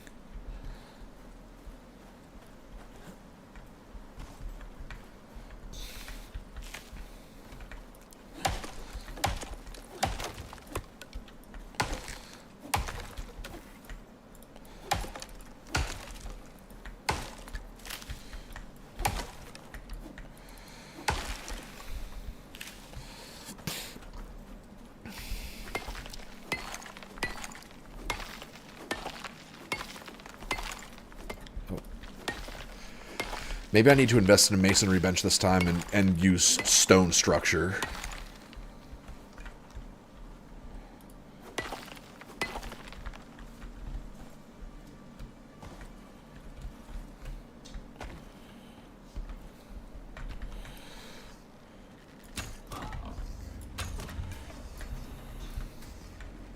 Oh, that's a... Oh, wait.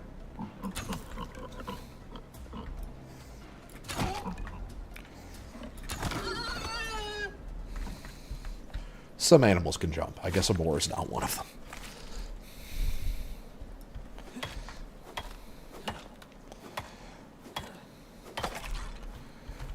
Alright. Let's see. Ooh. Maybe up here. Seems like it'd be protected from weather, but I don't know if that's how it works.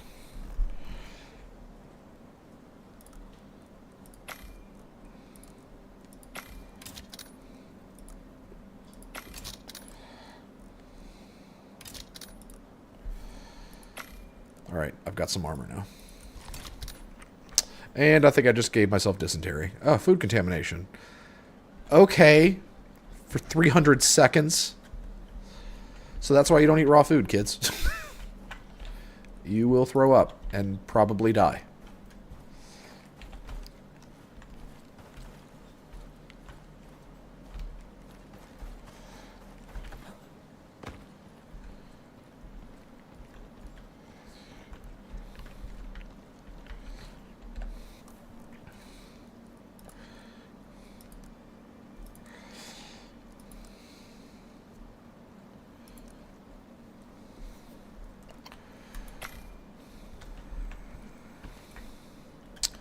I'm going to make a very small shelter at first. Just enough to get started. But I need to make sure that I'm positive on where I want it to be.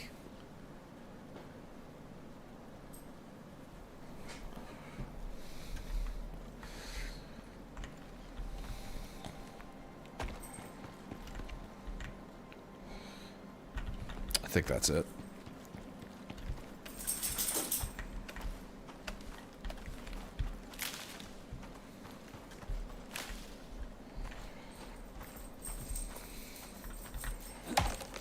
Investing gourmet chef skills.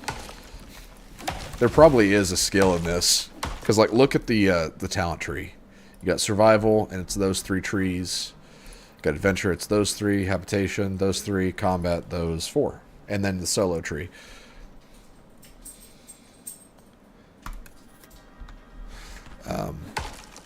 There probably is something that's like iron stomach. It makes it where you have less likelihood to get dysentery and food poisoning. Which, dysentery, very easy to get in this game.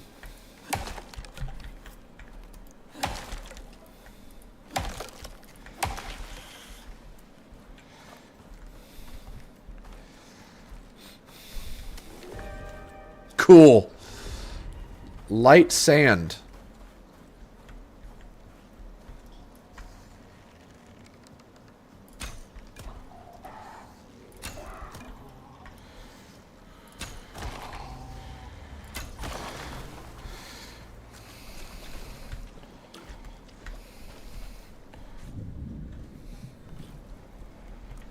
If you look at the top left, you'll see that for doing anything, I gain XP.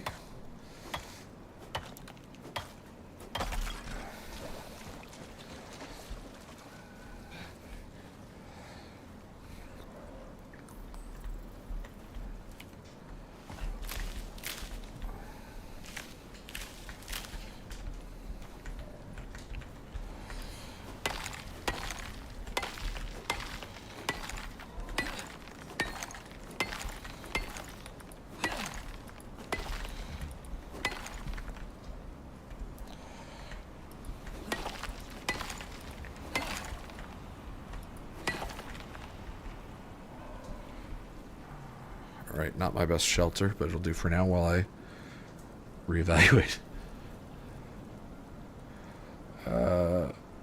Wood ramp.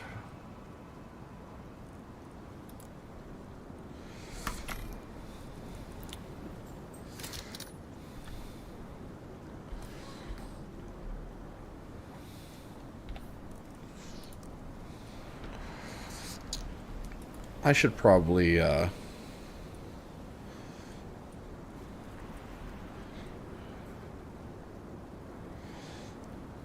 Ooh. That helps with storage. So that's the repairing tree. I should probably do something with...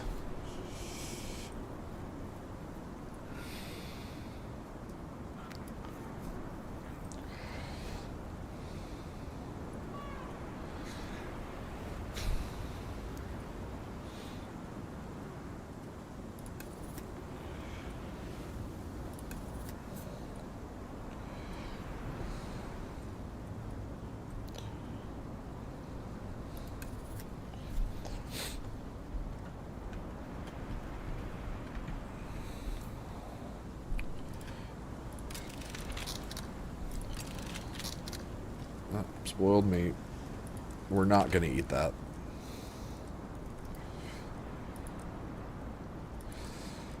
I might need to hang on to some seeds.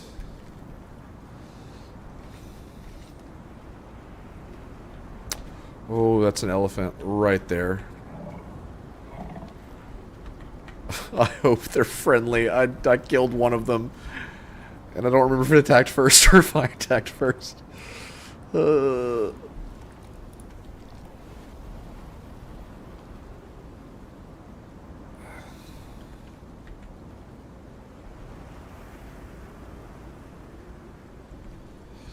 my god. Oh my god. Oh my god.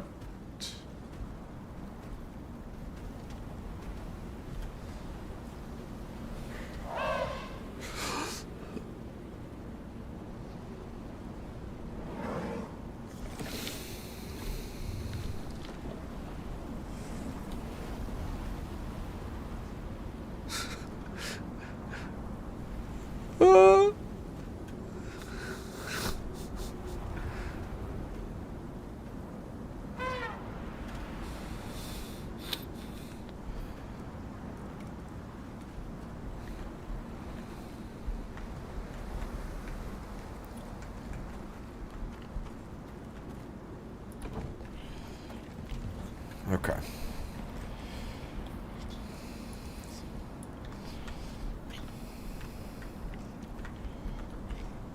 Nope, nope, nope, nope, nope. Stop.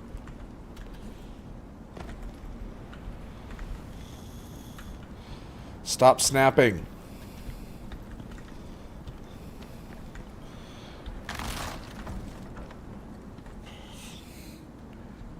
There we go.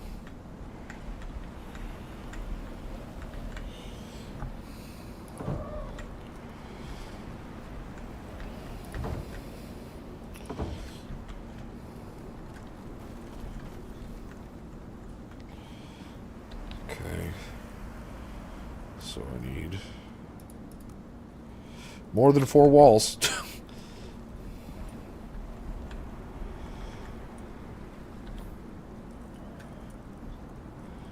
Also need to make a hammer. And I can't because I'm missing fiber.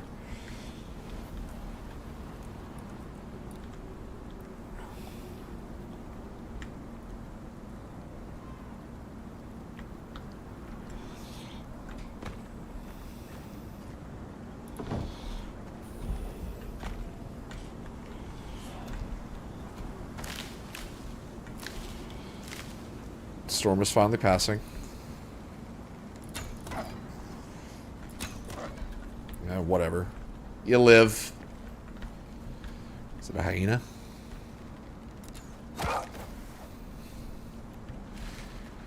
Thank you. I normally don't make bone armor, because I normally don't need armor this early. But desperate times.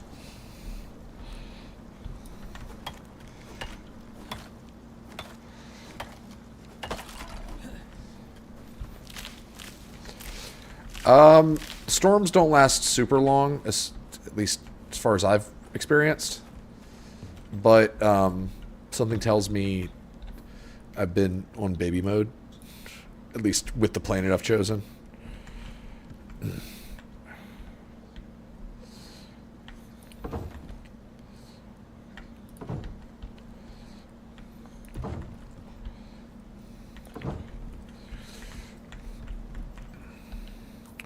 So I need 4 more.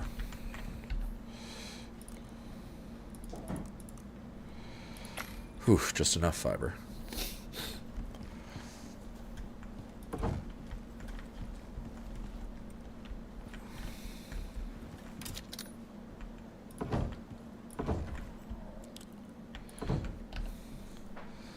And of course I need more fiber. Alright, got shelter. But I need a little more fiber. Actually, can I... And of course, I need more fiber.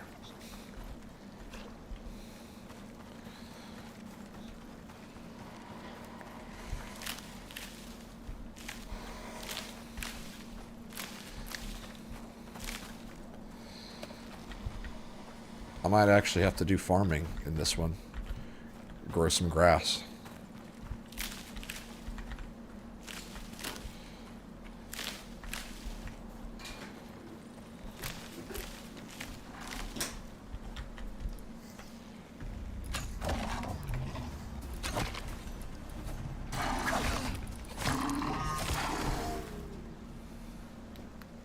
Tried to kill that thing like Mario kills Koopas. Stomping turdies, as Matt would say.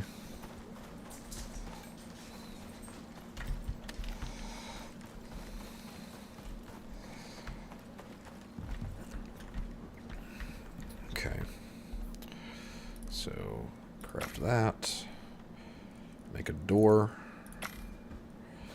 And surprisingly, I'm going to be able to make a bedroll. I'm actually making pretty good time in terms of like just things I need to make sure are done before nightfall. Also, I'm going to be able to cook a good bit of meat. Except, is the bacon not good? Okay, no, the bacon will cook. Excellent. So I just need to make one of them. And deploy you right about here.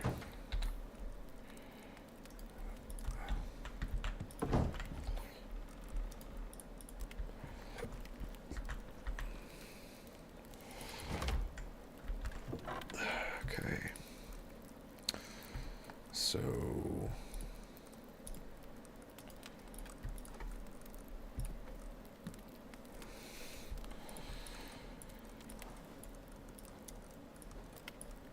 No.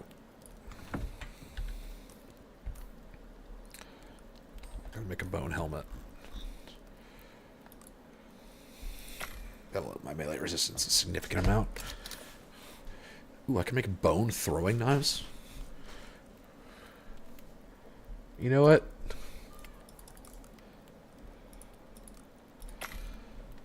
Why not?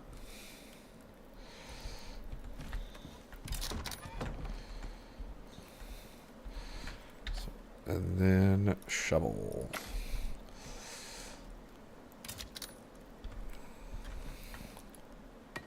Just making sure. Crafting bench. What's this going to take? Yeah, go figure. Because I think I need a crafting bench to make the water skin, which is the only way I'm going to water any plants that I try to... So, I need more plant fiber.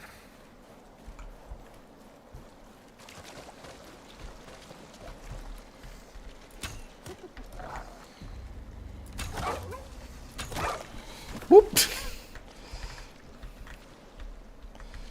Let me carve.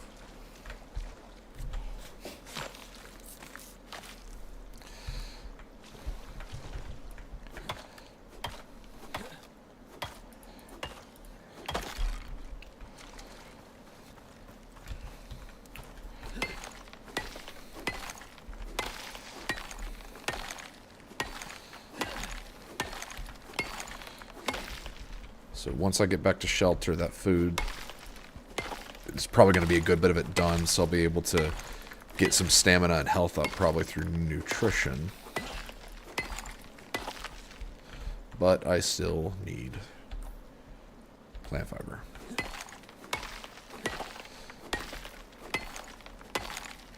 I will say this, it is... One of the things that's difficult about starting in the forest is just the sheer number of animals you need to hunt early on. That is not a problem here. There are too many creatures here in the desert.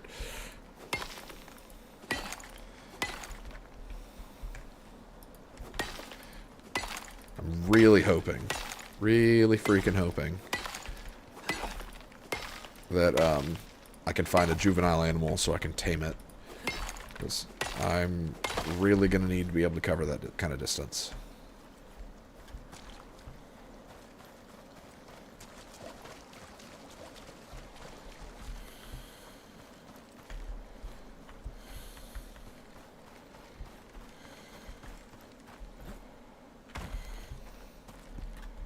Already checked this, didn't I?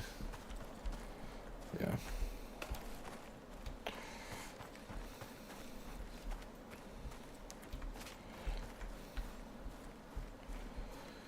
You know what?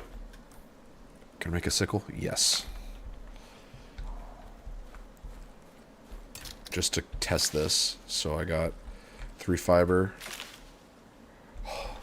Did I get 26 fiber from that? Oh my god. So yeah, the sickle is mandatory.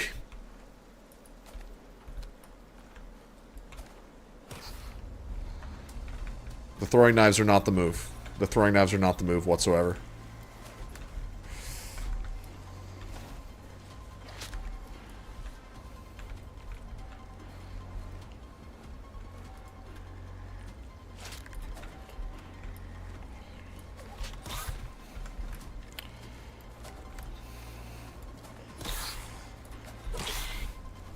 Why am I fighting? Why am I fighting them?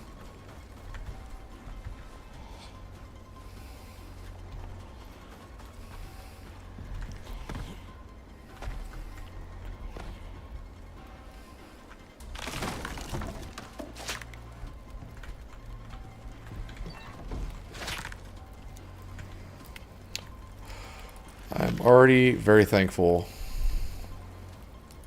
for the stairs.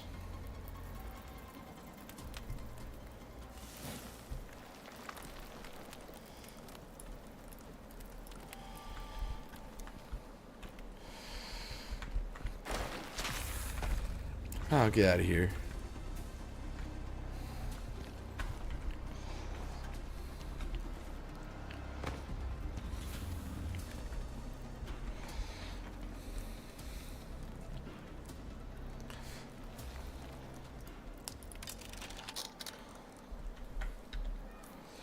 So I can craft a wood torch.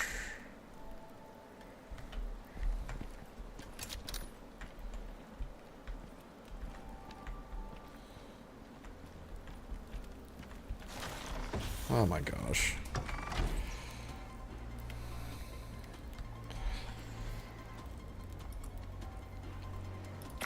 I'm gonna make an oxidizer to have more efficient oxygen.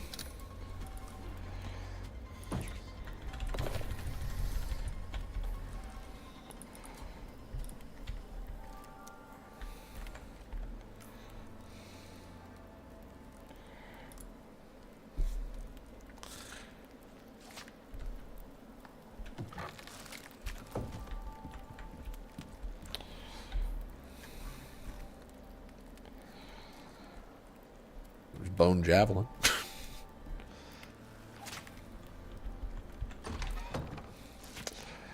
Yeah, for such a low tier armor, Monty, it does look pretty sick.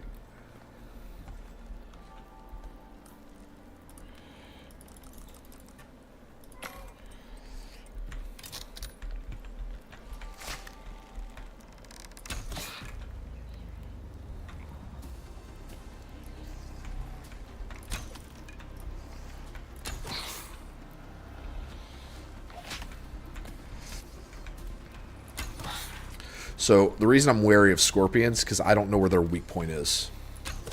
It's not the tail. And I also don't know how hard they hit.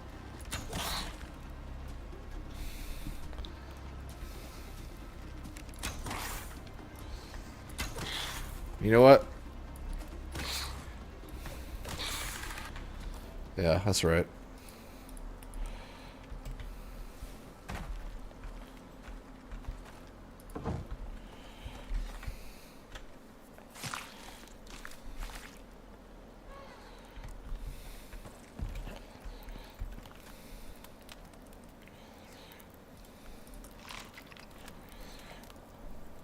Soft, supple meat. What is soft meat?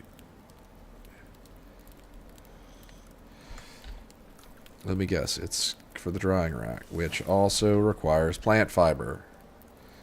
Love it.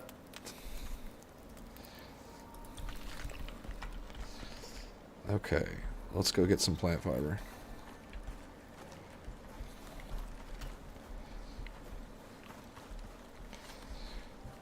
Ooh, it is fast approaching time for me to use the bedroll. Easy, sailor.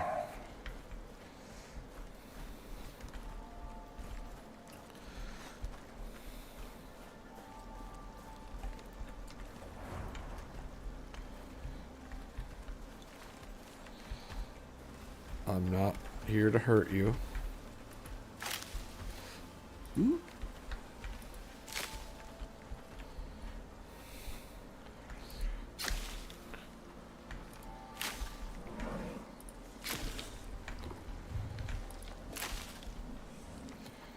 Jeremy, are you still here? Oop.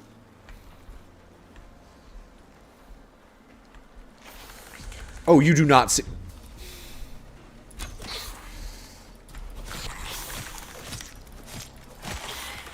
Oh. That thing ain't nothing.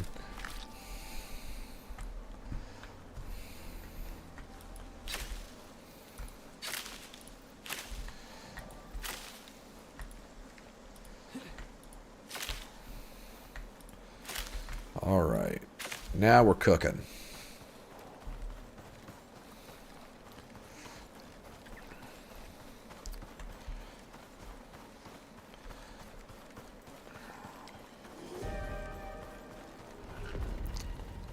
Cool.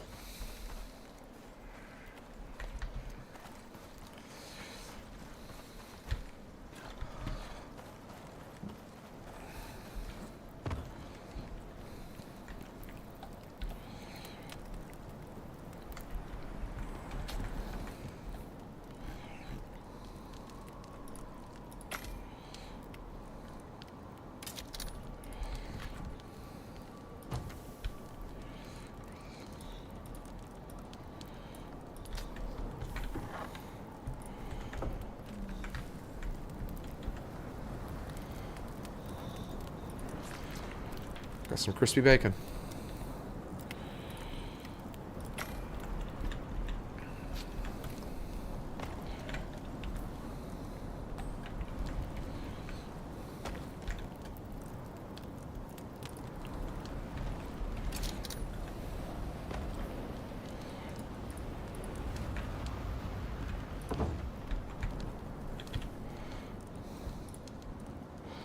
Okay, so yeah, soft meat does dry on the rack. That's very good. Let's see what scorpion pincers and tails do. Probably nothing.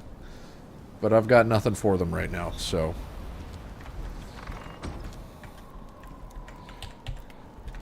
Alright, so we just slept for the night. Well, then I'll be right back.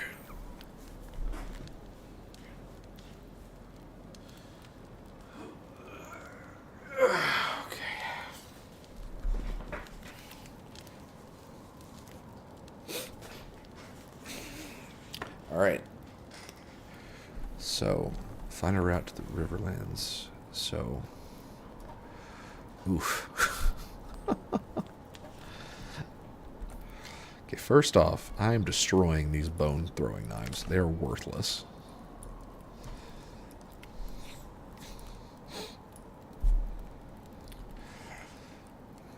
As soon as the storm passes, I'm going to plant some fiber seeds. That'll... Well, I mean, I already kind of got rid of the problem because of the revelation of the sickle. But, in fact, I'm starting to think that wood might be the new problem. But there are trees. So...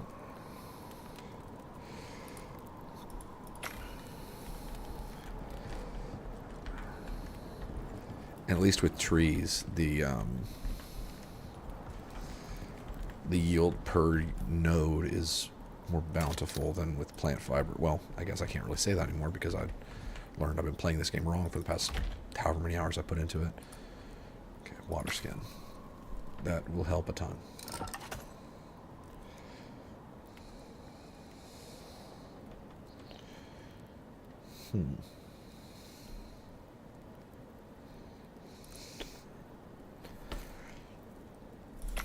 I'll go and make one.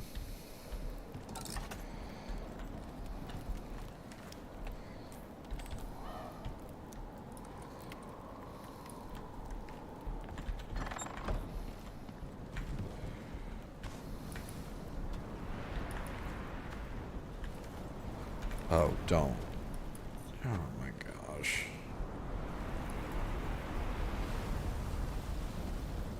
Maybe I can... Oh.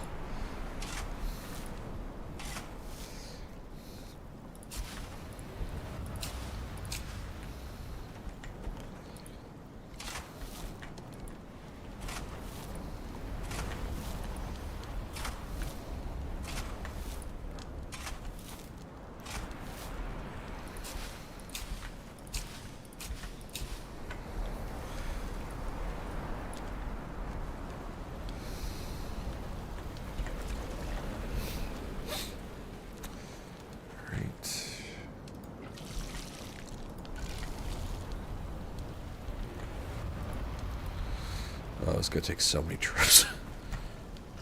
I need a watering can. Is that even a thing? No. I watered the wrong.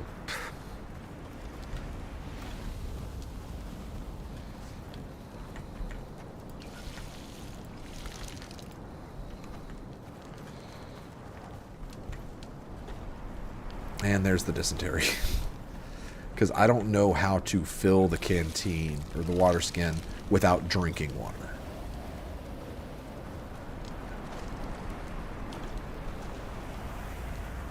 Maybe I just need a tap? I don't know.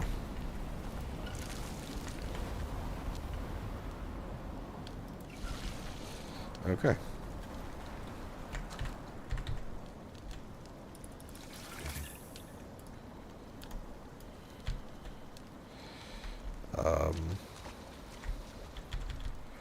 Yeah, see, minus 50% nutrition from food, which isn't a horrible penalty. I can live with that.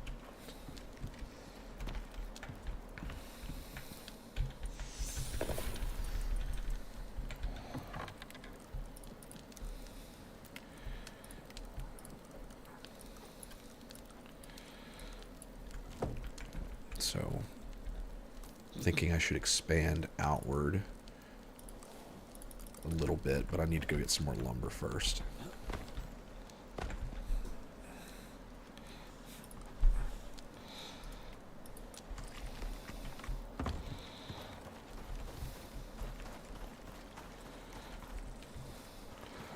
Please, for the love of God, don't let one of these trees land on this elephant.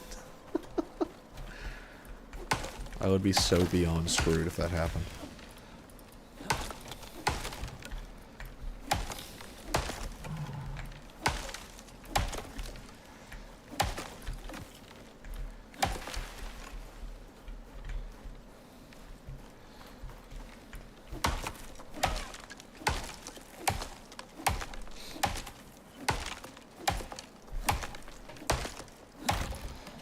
How's anyone who's watching? How is audio? How is video quality? Is everything good? Do I need to fix anything?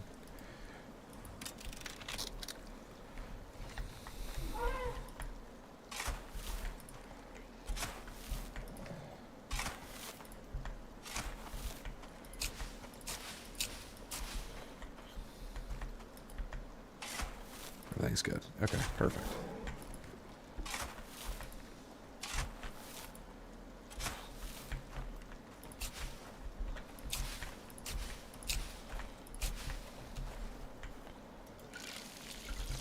Planted here because it's literally right next to the water.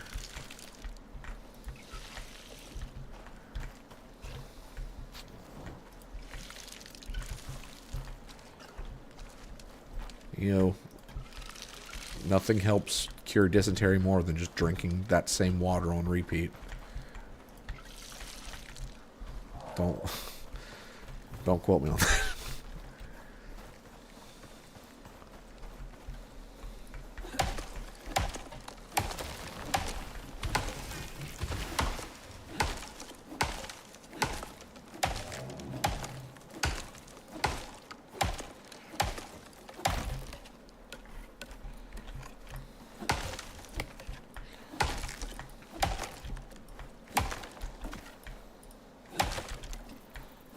Monty, did you comment on the Gundam kits that I got?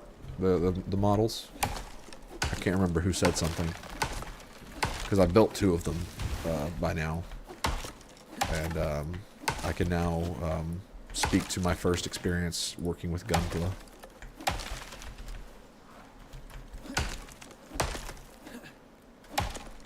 Cool. Yeah, I got... And this, I knew nothing about Gunpla going into it. Like, I'd never built one before. I've always loved Gundam. So I had 3 of them. I've built 2 of them at this point. So the first one I built, Anna actually had gotten me a long time ago. It is Wing Fenice, I guess. It's the Italian custom build of Wing from like the Gunpla anime.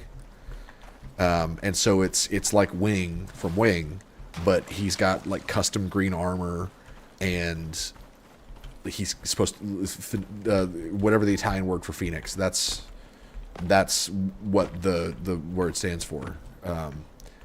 And so it's got like a shoulder cape made of beam energy, which I thought was really cool. But it was a high grade, so it was not super detailed, but it was a really good first build. At no point in building that did I feel like I was going to break anything. And I enjoyed that. That was good. Then I built my real grade. Yeah, I'll send a picture to you of how it turned out. But I built a real grade Wing, which is, I got that at Comic-Con. And that one, I mean, the level of detail was apparent. Going from, how do I even, going from high grade to real grade.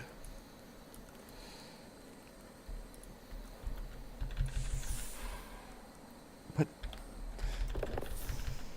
Okay. So the Wing standard built, you can even make it go into bird mode, which I thought was really cool. Unfortunately, at the very end of the build, literally the last few steps, there's this little piece, this little notch that comes out on the Buster rifle that is meant to clip into the hand so that it can hold the rifle. That piece broke off into one of the hands, so the Buster rifle basically can't be held. But thankfully, in bird mode, that clip isn't necessary, so I would just put him into bird mode, and I just post him that way. So real grade, yeah, I was really disappointed.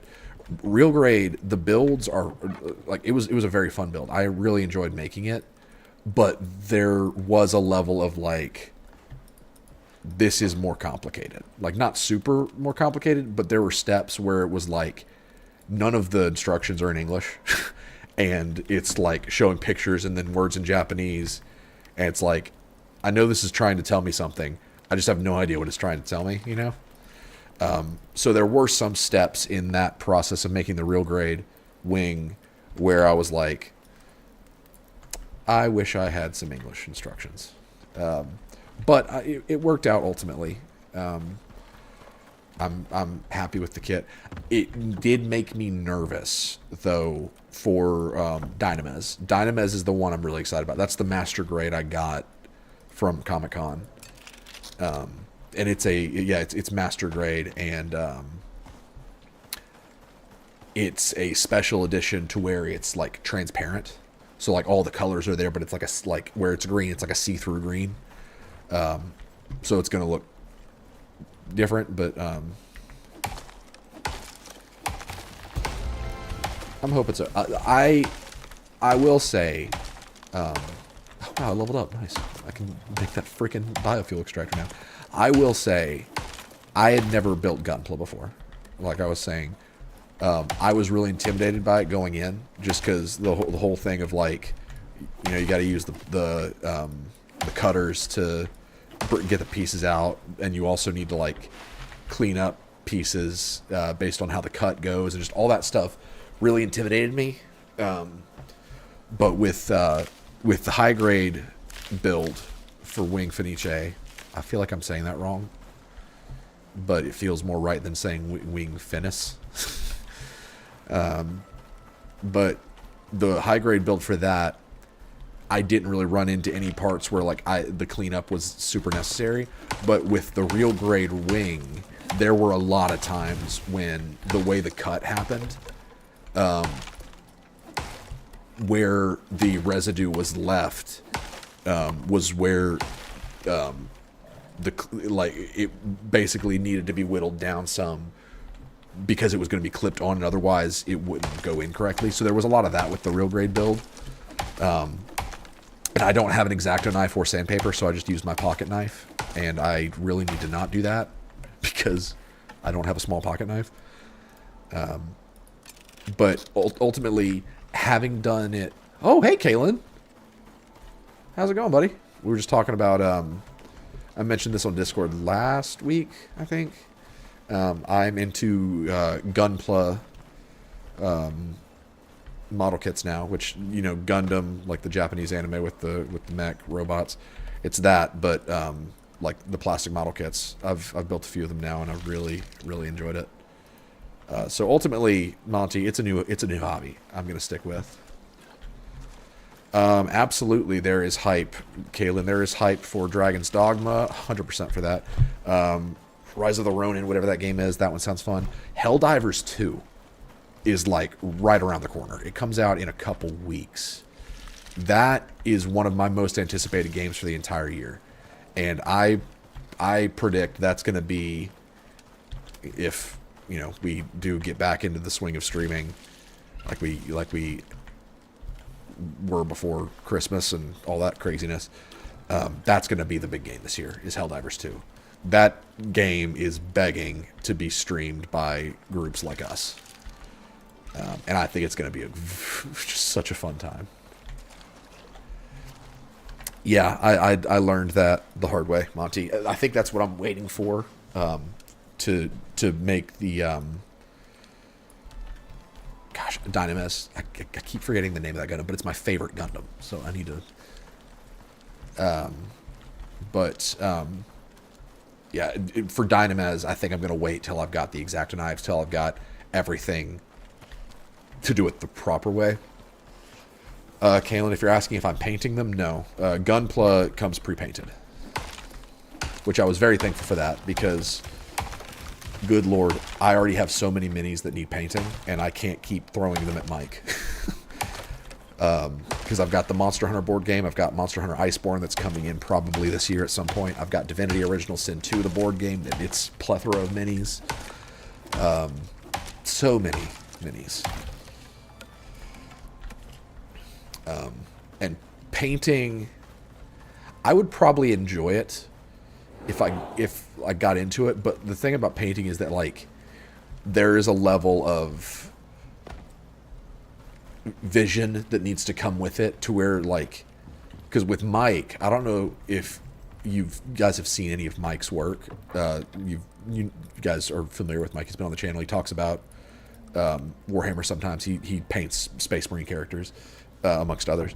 But I don't know if you've seen any of his work, but he does a phenomenal job. He did one, it was a dreadnought with a flamethrower, and like he made with like some kind of, I don't know if it was cotton or styrofoam or something, but he painted it in an action shot to where fire was spewing out of the flamethrower, and it looked super cool. But he does good work, and having that kind of, like, I know what I want to do with this, like going beyond just painting the things and being like, I'm gonna be creative with this and make this look super cool. I don't have that. Is Helldivers referred to when Jesus broke through the gates of Hades? No, Kayla, it's like Starship Troopers. Gosh, I told that story at my old job, well, which my last day at my church job is next Friday. My last Sunday is this coming Sunday, and I'm still trying to let that sink in, but you know, it is what it is. But on the podcast that I've been doing with Logan, that's the student pastor there, which has been so fun. I've really enjoyed doing that podcast. I told the GameStop mom story. It was really fun.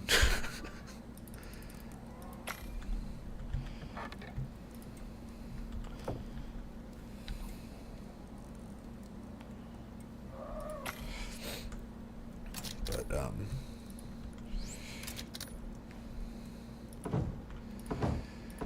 well, it's as cliche as it may be. There has to be truth in you know, everything happens for a reason. God has a plan for everything. There is truth to that, and I believe there's truth to that. it just feels like a lot of the way this all happened was just a waste. It was just... I'm bad at moving on. I'm bad at starting over. But it would have been a lot easier if I was treated with any modicum of respect from senior leadership. And it was specifically 2 people, mainly one, but it was the people at the top of the church that did not see the value in me anymore and made me feel that. Everyone else there has been nothing but respectful and loving to me, and so I don't want you to hear that, like, oh, the church is a bad place. It's not.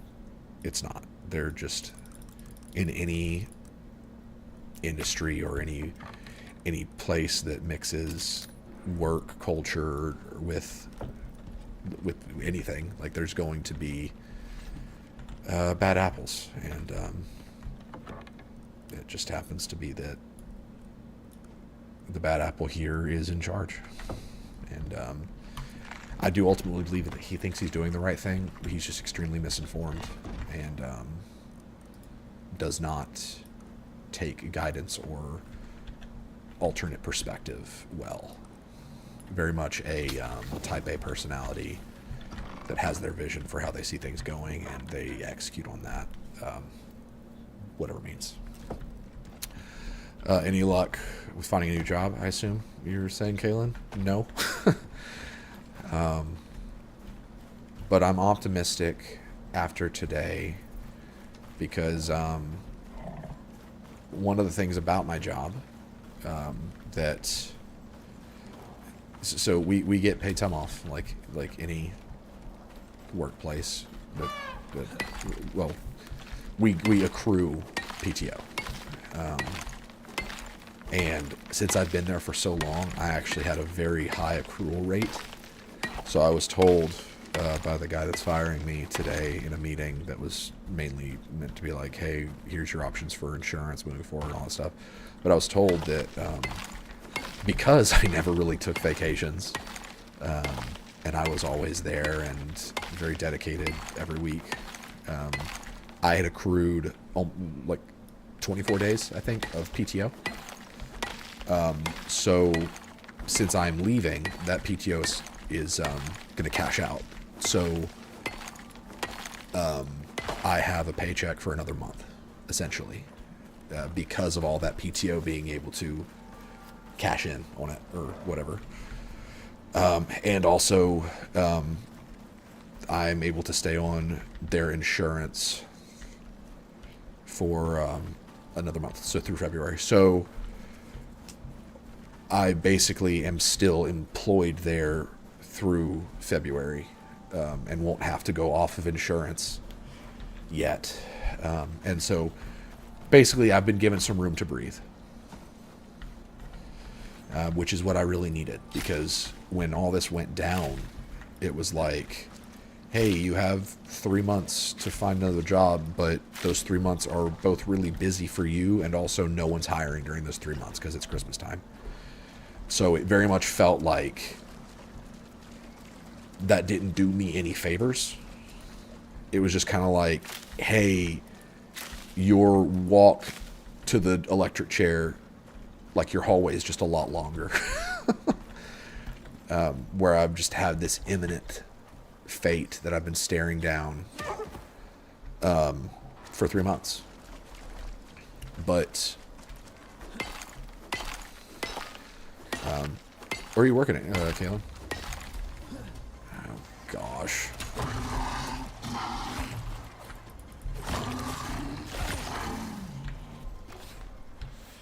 Man, this bone armor makes a difference. But, again, really?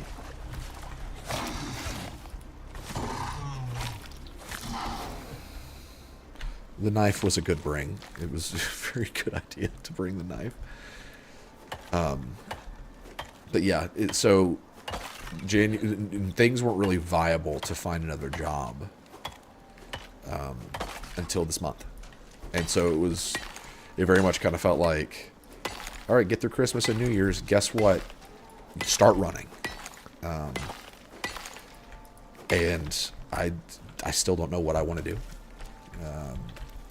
I would love to work at a church again because I feel like that is a calling for me, that I enjoy the work. It's usually accompanied by flexible hours and working with people that understand the importance of family and the need for flexibility that comes with that.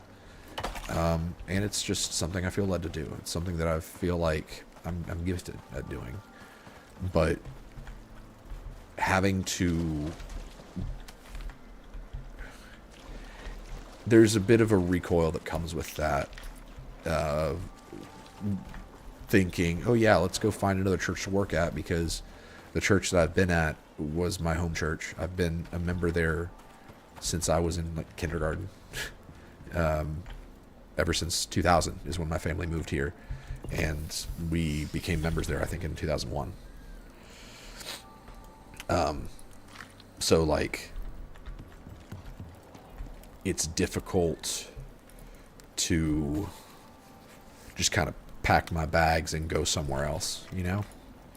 Because if it was this easy to discard me from a place that I've been with for this long, how can I expect to feel any kind of safety at a different church that has no loyalty to me, you know? And again, there is not really much truth in that sentiment, because like I said, this was just a bad situation with someone making a decision that they thought was the right thing, but it wasn't, and they aren't going to realize the consequences until pretty soon. But still, there's that thought, that kind of fear of, what if things aren't any better on the other side? What if the grass isn't greener?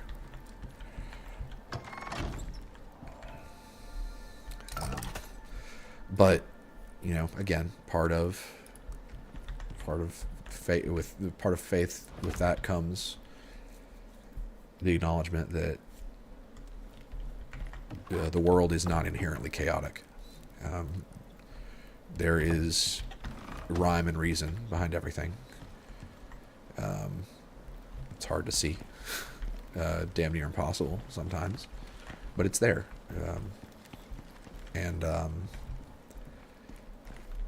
just needs to be a constant reminder of that as I move forward. And I've already seen a lot of that in, like, I haven't gotten any opportunities yet, but I have been shown how well connected I am through people that know me and that love me and can vouch for me. And so there's not yet that concern of like, is there anything out there for me? You know, it's very much like, holy crap. That's amazing. That's so much plant fiber. But, yeah, it's like, I just need to... I had a good conversation with one of my volunteers tonight at rehearsal. And he was just like, you just got to put yourself out there. And and I've got like super seeds now. But I don't know. I feel better than I would have expected to right now. And so I'm taking that, and I'm finding solace in it and rejoicing for the calm that can be found throughout the storm. And that's the only way I can describe the past 3 months of my life, is that it's been a storm.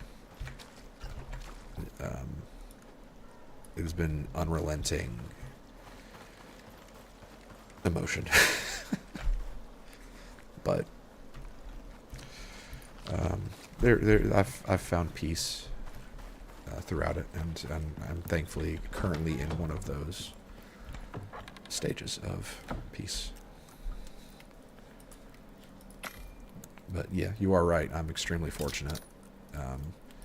My father-in-law, Anna's dad, worked at the Baptist Convention, like Southern Baptist Convention, which is the church that I have worked at all these years, is part of the Southern Baptist Convention. So if I'm gonna find something similar, that's I've got someone good in my corner who knows me, knows my heart, knows my work ethic, that is probably a little too invested, because literally his son-in-law and my well-being is that of both his daughter and his grandsons. But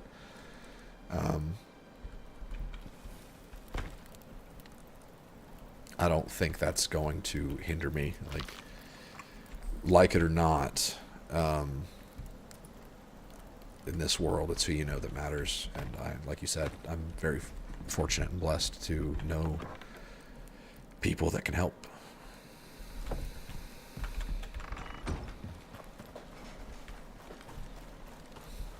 I need to keep moving. I need to find a cave. I need to start prospecting to get ores, because this isn't going to go anywhere if I don't do that soon. And good gracious, these storms are about to roll in. I didn't even... That's a fun little hole. I know what I said.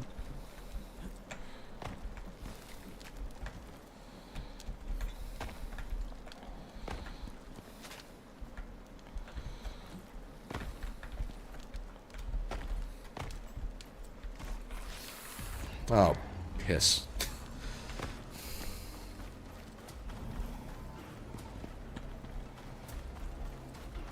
That's a cave. That's gotta be a cave, right? It's not a cave.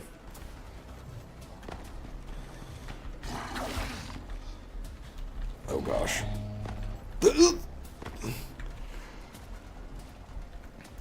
This game is Icarus. It is a survival crafting game that is also kind of like an extraction shooter, like Escape from Tarkov or something like that. I've been tasked... Oh gosh, I'm gonna break a leg. Ooh. I've been tasked to go to this desert biome on this planet to find a path to the Riverlands, whatever the hell that is. And so I'm currently trying to find some iron ore from caves so that I can craft myself some better gear to prepare. That's got to be... Are you kidding me? Are you kidding me? It's nothing. It's just...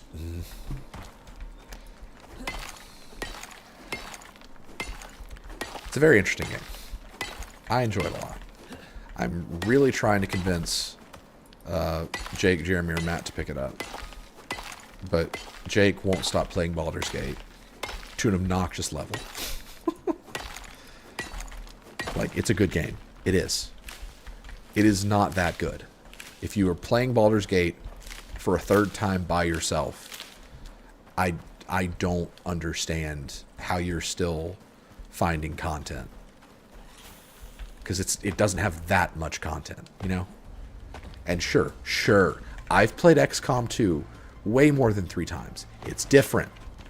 It's a lot more dynamic. Shut up. Is that a cave over there?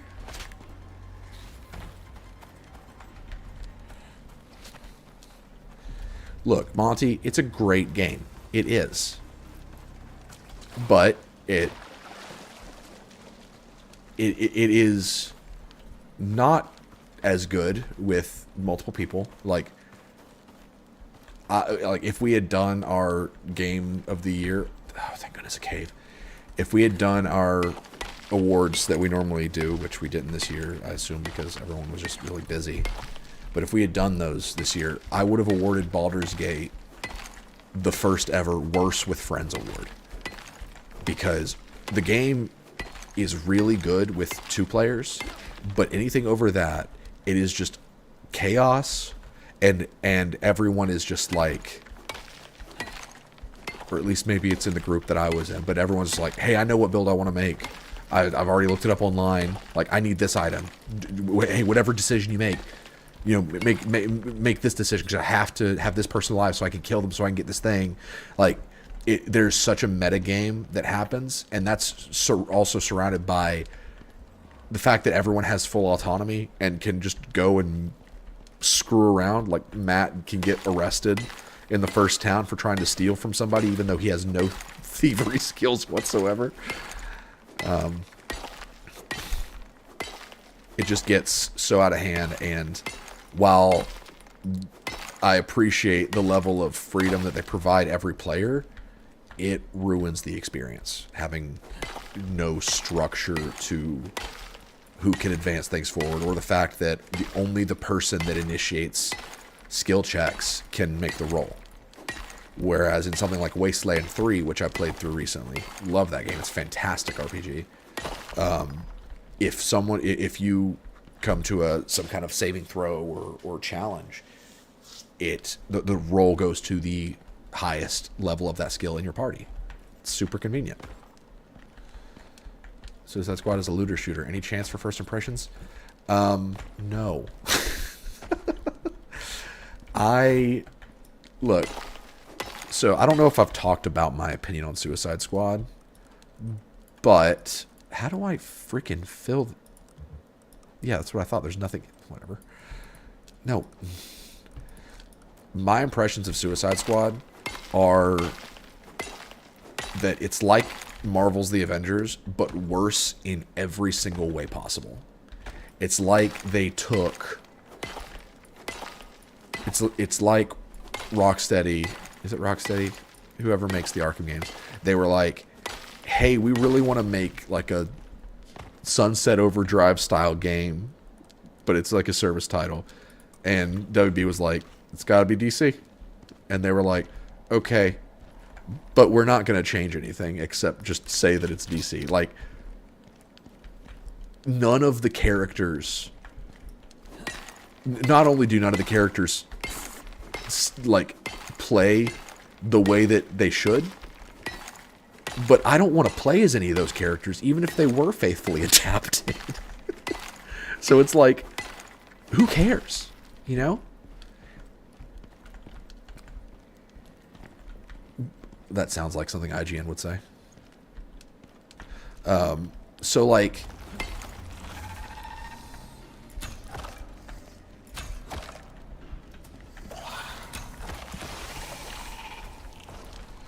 So,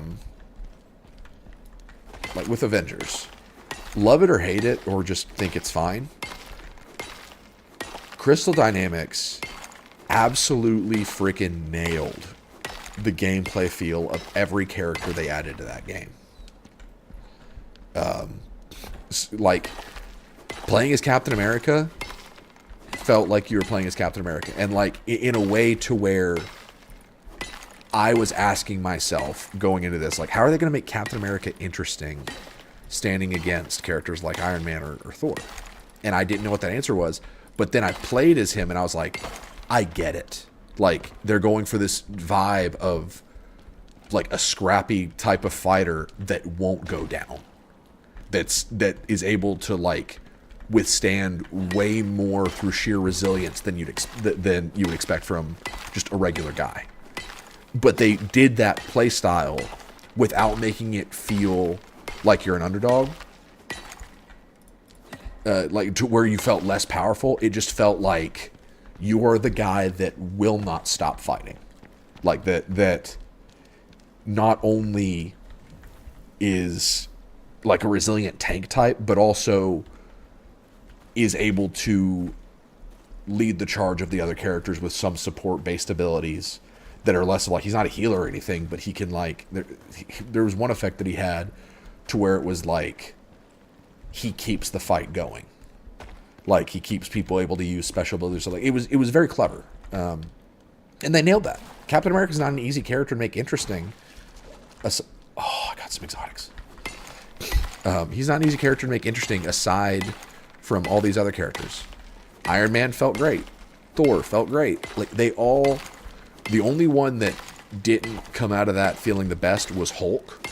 And that was just because of in-game combat design. Like, because evasion ended up becoming kind of the meta of the game, and like, you needed to be very agile. Hulk didn't really have the capacity to resist flinching that he needed. So Hulk often did feel like he could get stun locked or insta-killed by things that normally would not be able to kill the Hulk. But at the same time, like, in terms of like offense level, the Hulk can literally pick up two guys and use them as nunchucks. Like, come on. That's just great. So like, the base level design of characters, which in a game like that, you know, a character driven action game, what's kind of important is that you enjoy playing the characters. Avengers nailed that. The biggest problem with Avengers was that it just had no idea what it was doing going into the space of being a games of service and a looter title. If it had been given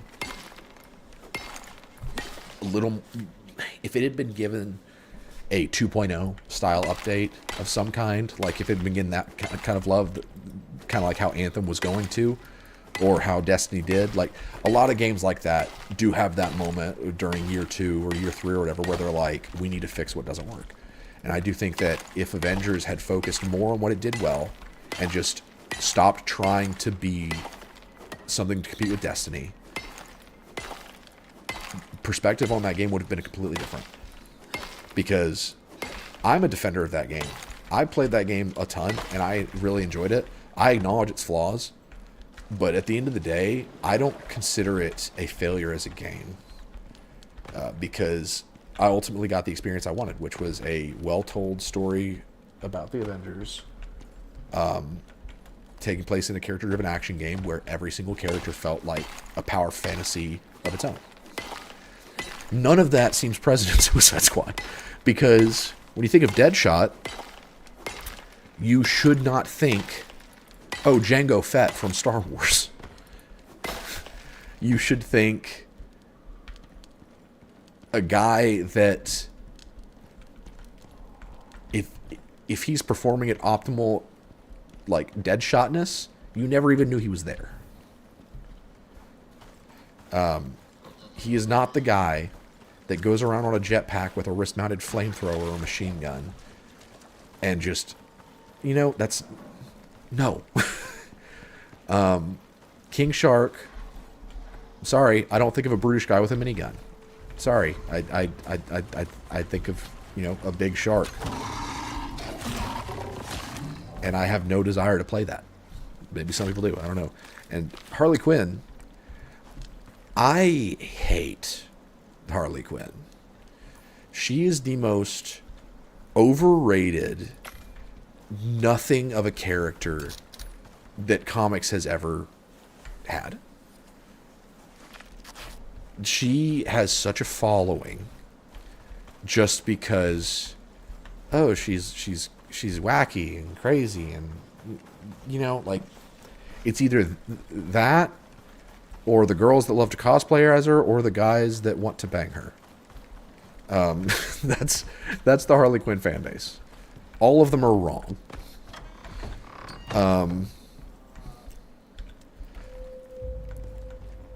And, like, there is no one, not a soul, and if they say that they exist, they're a liar. No one on the planet has ever thought, man, I wish I could play as Harley Quinn in a game. Or like, gosh, can you imagine what it'd be like to be Harley Quinn? Because she's nothing. She's eye candy. That's all she is. And so for, like, them to be like, oh, not only are you playing as Harley Quinn, but like she's like Spider-Man. It's like, what the hell are you smoking? Who wants this? I just don't get it. And I know, well, Steven, you just hate everything. You're absolutely right. Even though, because she's such a quote-unquote fan favorite character, I watch a lot of like comic historian videos that do like dramatic readings of different comic events. Pretty sure Harley Quinn lives through every big like apocalyptic event, like Injustice. She's primarily featured in that. Deceased, she's primarily featured in that. Like all of this stuff, she's there, and it's like none of this makes sense. And she's only there so they can have really stupid jokes that are like funny if you're 12. And that's it. And it's like with Marvel, like one of my favorite runs that is kind of like that, where it's like catastrophic event happens in the universe and characters are dropping like flies. One of my favorite runs like that is Avengers versus the Marvel Universe, I think is what it's called. And it's like Marvel Zombies if instead of zombies they were vampires. And it follows Hawkeye's perspective. And it's really cool because it's done in such a believable way to where he's always on the back foot the entire time, but because it's Hawkeye, he finds a way. Because he's resourceful. He's very scrappy. He's one of those characters that is always punching above his weight. And a lot of that is because his weight class is very small, but you know what I mean.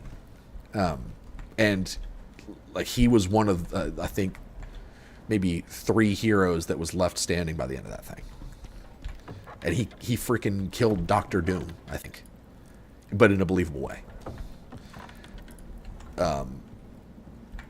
Harley Quinn has, like, if I was to ask you, oh, what does Harley Quinn bring to the table? Some of these runs try to say like, oh, she's a psychologist, so she's really intelligent. No. No. Someone who is, like, you can't have it both ways. Someone who is certifiably batshit as she is, you cannot act like she is also, like, a brilliant psychological mind. No. That makes 0 sense. I just don't get it. I don't think I've ever hated a character in comic books more than I hate Harley Quinn. Hate me if you want, I don't care. Harley Quinn and Joker 2, we play with Lady Gaga. Thoughts? Stupid. So incredibly stupid. But I'm also the guy that I haven't, granted, and I will say this outright, I have not seen The Joker with Joaquin Phoenix. My stance on it is, it looks like it was an expertly made film that should not exist.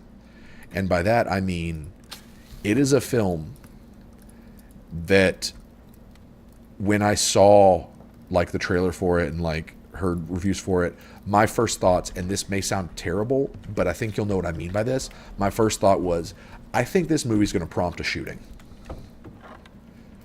Like, it is a movie that gives, whether intentionally or not, hopefully unintentionally, gives unstable people a reason to do things they shouldn't, or to think ways that they shouldn't.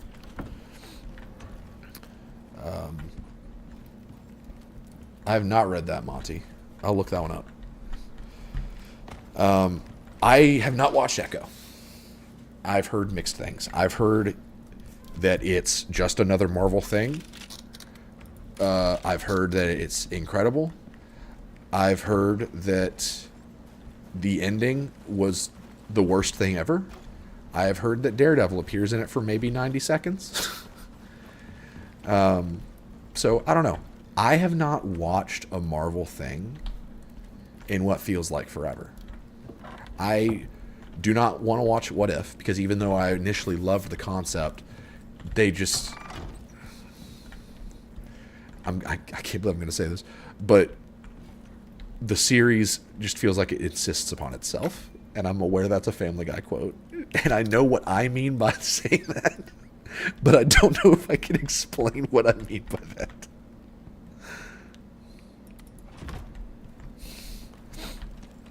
I still haven't seen the trailer for GTA 6. I stand by my original... Gosh, people that are watching this that, like, don't know me are probably thinking, this guy hates everything and I hate him. Which... Okay. I haven't watched the GTA 6 trailer.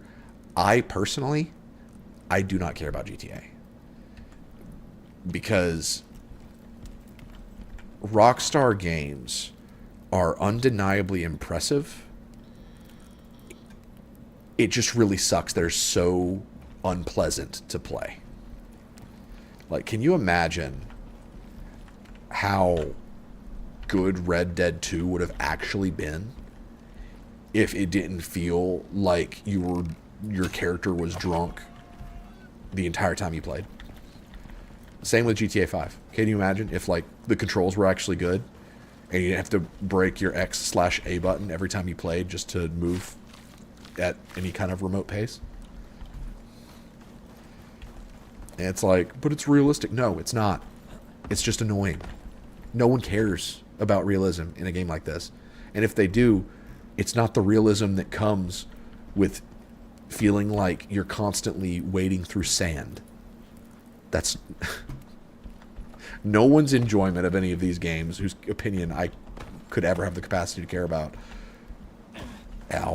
has ever thought, like, wow, Red Dead 2 is such a good game because of the ragdoll physics. This is good. I've needed an event for a while. Keep tossing me, dingers, whatever.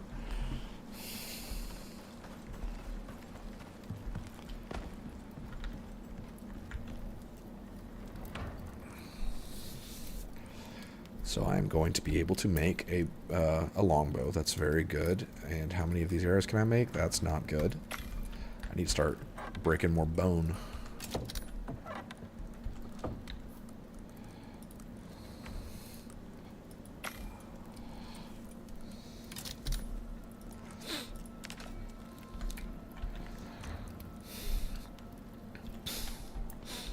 Part of the GTA 5 charm is spamming A and X to run and jump around. No.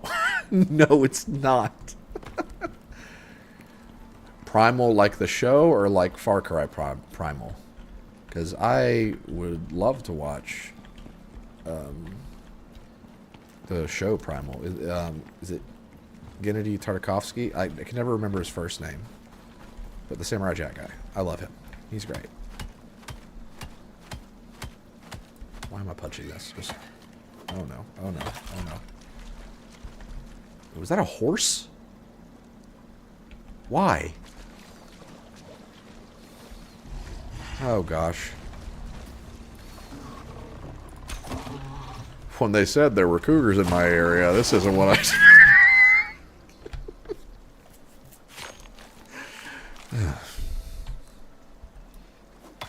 I thought it was funny.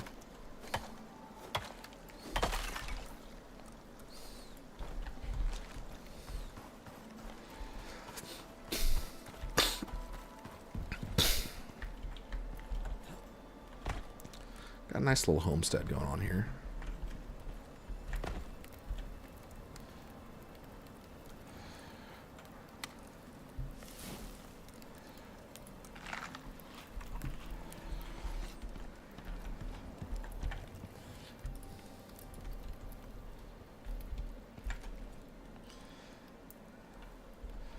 Wood and stone. Wood and stone.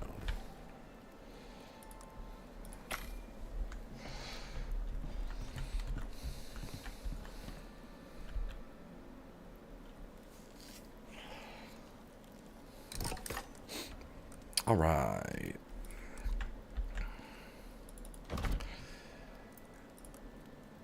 Got a longbow. Heck yeah. Now I need to find probably one more cave with abundant resources.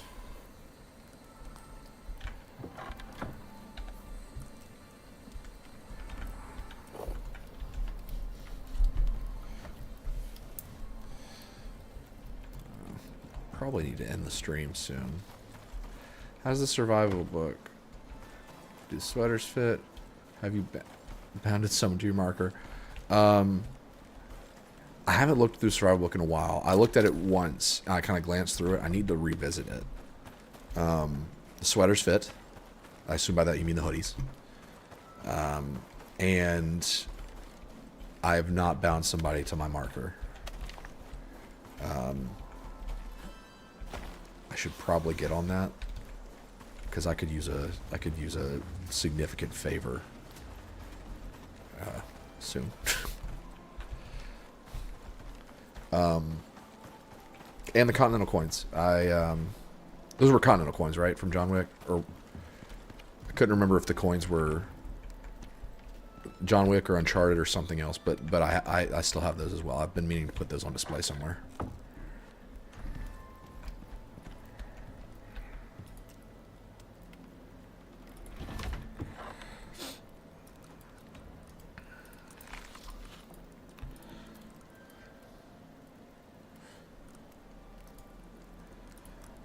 How have you been, Kaylin? Update me on your life. How's it going?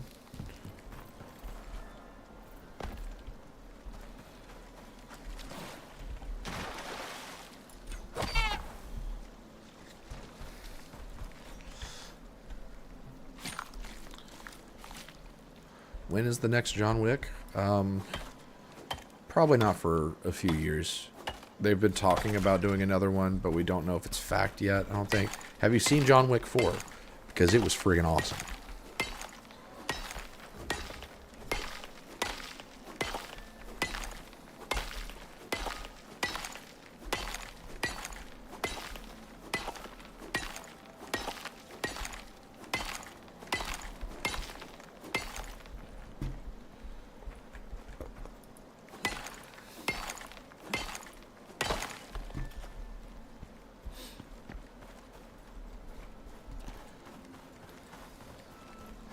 Stable now, just fatigue is all. Yeah, I understand.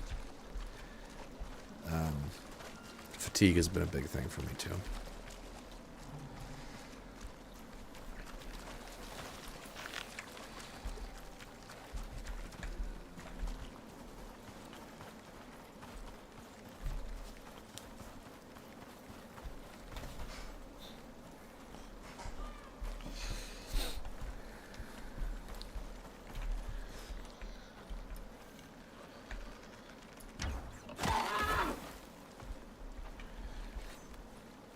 Got me a biggin.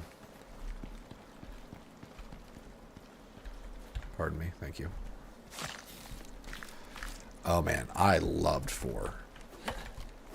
I think 1 is still my favorite just because it managed to, like, it was still so badass, but it was grounded. And there's a charm that comes with that of you know, like, that character being able to be portrayed as such a cool character before it really started going off the rails. That being said, 4 is easily my second favorite, might be my favorite, depending on my mood. Do we think he's actually dead? No. I think that the initial plan was that he actually be dead. And I think it'd be really funny, and this is my attempt to summon Vortex for the evening, I think it'd be really funny if John Wick 5 was... What the hell? Why did that... I didn't craft a small wood crate. But if John Wick 5 was him in hell... a la Doom, and it was just like an entire movie of demons just being like, just get out of his way, like, let him fight his way out.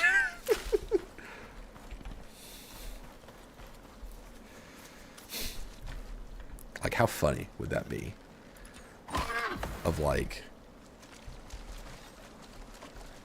a little demon minion being like, "Devil, sir, there's a new soul that's arrived," and the Devil's like, so what? That happens all the time. And then they're like, "It's John Wick," and he's like, "Oh shit." That's so dumb, but it'd be so fun.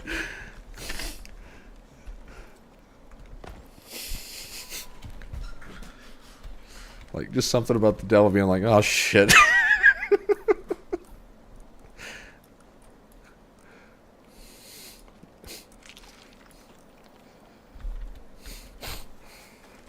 Now that's, like you say in Diablo, that's a movie that needs to be made. They need to just suck it up. Blizzard needs to stop making video games and realize their true calling, which is to make animation. Every single time Diablo 3 and Diablo 4 has a cutscene, it's just like, why won't you just make a feature film or some kind of series? I'm at the point to where, like, Blizzard doesn't even make good games anymore. So it's like, you won't be missed. Like, just stop it. Like, go do something else.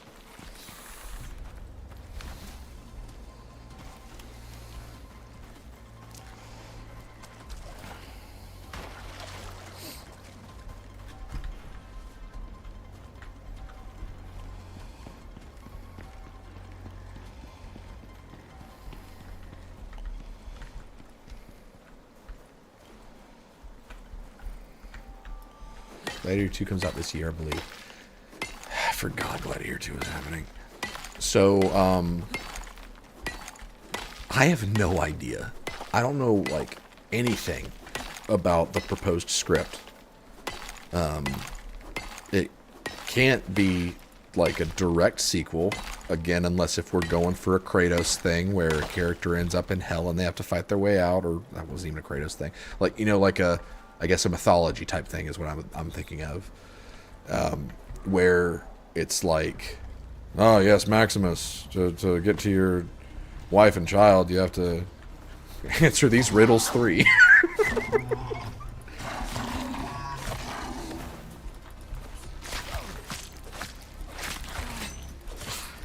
Freaking coward hiding behind a corpse. That sucked. And, like, I really like Gladiator, the film.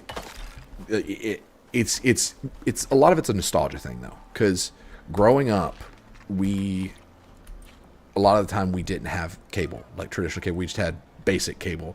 So one of the channels that we had was TNT. And it feels like every other weekend, TNT is airing Gladiator. And so, like, Gladiator is like a comfort food for me. Where, like, I've seen that movie on TV so many times. Does it need a sequel? Hell no. But do I smile every time I watch the scene where Joaquin Phoenix's character does literally everything in his power to make sure he wins and still fails because he sucks? Yeah, of course I do. I love that scene. And, like, that was one of those things, like, it felt like it broke conventions for me. Kind of the same way we were talking about with John Wick, where John Wick is so funny because it takes the whole idea of, like, the hero's journey or the character having to, like, train and become better to overcome his enemy or whatever. Like, it takes that and it's just like, no, he's been at level 99 this whole time and everyone else is terrified. Like, that is hilarious. It's so fun to just have that sometimes, you know? And that's how it felt with Gladiator, because the whole time Commodus is just being a little bitch and he's just like, why won't my sister sleep with me? And then Maximus is just like, owning every single fight in the arena, and then Commodus is like, I'll just have to kill him myself, then my sister will definitely sleep with me. And then he stabs him, like poisons him, and he's like, you definitely are going to win this fight now because you cheated. And it's like, no, you still suck. You absolute loser. Maximus still beats him with 1 foot in the afterlife. I do too, Caitlin. I love John Wick's lore. It's so good. Is that exotics? Which, I need to watch the Continental, the prequel show on Peacock. I think that's out. Holy crap. Got more exotics. I have got to find an animal to tame.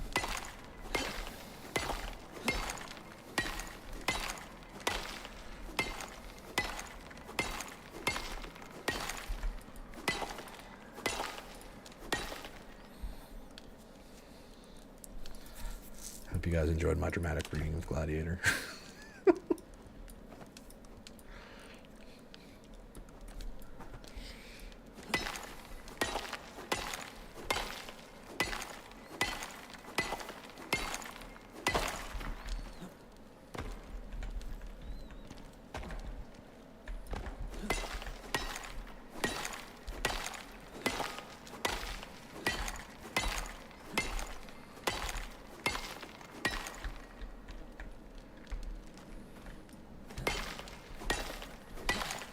Director of John Wick has expressed interest in rebooting the Star Wars saga. Oh my gosh. You want to talk about something that needs to happen. You need to take someone who has roots in stunt work, like Chad Stahelski. I think that's how you pronounce his name. That's the guy who directed John Wick was Keanu's main stunt guy for The Matrix, I believe. So part of the reason why action in John Wick is so visceral and good is because it's directed by somebody that knows stunt work. You need to take somebody that knows that kind of stuff and give them a Star Wars movie to direct where their only goal is to just make badass lightsaber scenes. That's it. Because the lightsaber fights that we have gotten in the Disney era have been, quite frankly, pathetic. Like, and this is going to be a controversial take. Obi-Wan, the series, the fight with him and Darth Vader was pathetic. It was awful. Like, the choreography and everything, like the actual action itself was, I guess, fine. But like, and this is kind of going against what I just said, that failed so catastrophically for me on an emotional level because it was like the scene itself happening needed very strong justification, and it did not do that. Because, like, it's one thing to be like, oh, Steve, people are probably thinking, like, Steven, you're a lore snob to where, like, you're bothered that the whole, last time we met, you were I was the apprentice, which, yeah, but floor with Darth Vader, and he doesn't kill him. And, like, part of what makes the emotional journey of Obi-Wan so effective is that he lives with that regret that he, like, the last time he saw Anakin was, I hate you, him burning alive. And him having to live with the fact that because he was too weak to end it there, so many people died. And just doing an Obi-Wan series just to have that, just to feed our stupid nostalgia hungry brains, it was DOA to me. Nothing about that show past like the first episode worked. To the point where, like, and again, I said this when they were coming out with it, they need to earn this. Like, they need to do something that makes me say, like, this is a story that needed to be told. And of course, it's Disney, so they did not do that. They instead were just kind of like, oh, do you remember Anakin? Do you remember Hayden Christensen? You remember Hello There? You remember Hello There? God, I'm such a cynic little prick now. But it's true. I mean, the Sith Wars, when they were eradicated by the Jedi, would be a good era. Yeah, honestly, like anything High Republic, Old Republic era. Kaylin, I say this to everybody. Like, when the conversation gets even just Star Wars adjacent, I always go here. But I'm just going to bring it up anyway, because we're here. If you have not watched the cutscenes for the Old Republic, like the MMO made by BioWare, go watch those cutscenes. It's like a 30-minute movie, pretty much. That is the best Star Wars has been, like cinematically, since Episode 3. She-Hulk was terrible. It was horrible. And I did not watch Secret Invasion, but by all accounts, it was horrible. But yeah, Monty, this is for you too. Go watch. I'll even link it to both of you. Okay, good. Kaylin has seen it. But it's cutscenes, like CGI cutscenes, hyping up the Old Republic, the game. And there is a scene where it's just like chills every time I see it, just because it's like one of those wish fulfillment action scenes. My stupid monkey brain like gets so much dopamine from even thinking about it. But there's a scene where a Jedi Master and an apprentice face off in a hangar that's blowing up against a Sith Master and Sith Apprentice. And I'm having heat stroke.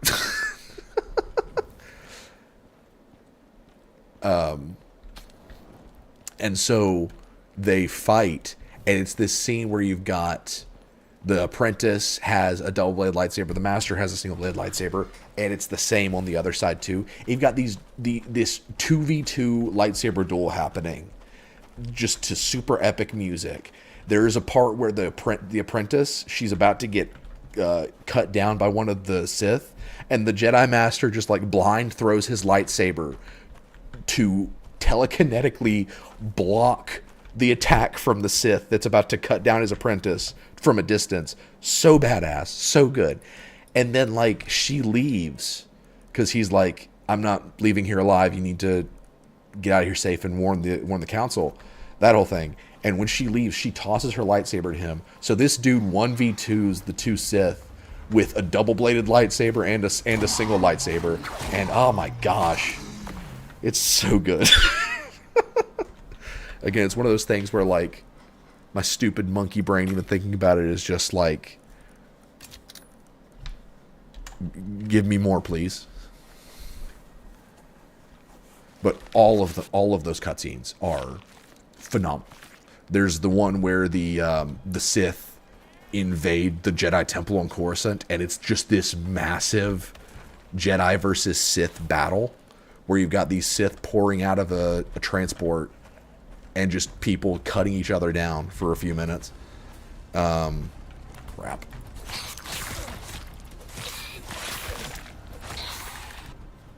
And then there's the ambush in the jungle where you've got the commando that literally shoulder charges a Sith.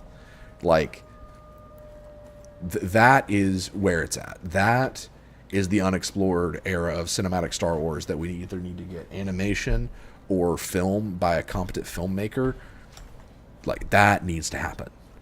Because everyone was, like, it's like bringing up the first and second, really the first age of Middle Earth, and how, like, when you read about battles, like in the Fall of Gondolin or Children of Húrin, stuff like that, and they're just like, yeah, there was a Balrog, and like, it's like, wait, there were multiple Balrog on this battlefield? What the hell is going on? Like, it's that kind of vibe where everyone in the first age was just a badass.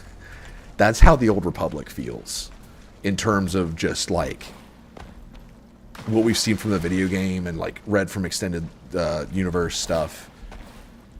Everyone was just on a whole nother level. And I want more of that. The twin one's really good. I really like that one, Kaylin. I just don't talk about it a lot because it's more of just like a really cool story, like a very cool visual and concise tragedy. But you're right, it's fantastic. Like all of them are good. The most recent one of the two Jedi, like the Jedi and his apprentice that find the holocron, and the Sith corrupts the apprentice. That one's super emotional. How do I think Quantum Dream, Star Wars, and Outlaws will be? I think we'll be lucky if the Quantum Dream Star Wars game even comes out. If it does come out, I think it could be great, but because it's a Quantum Dream, whatever it is, because it's a game by that developer, there's going to be this vibe while playing it that's like, man, I wish this game had gameplay. But I'm one of those people that will actually like really defend David Cage and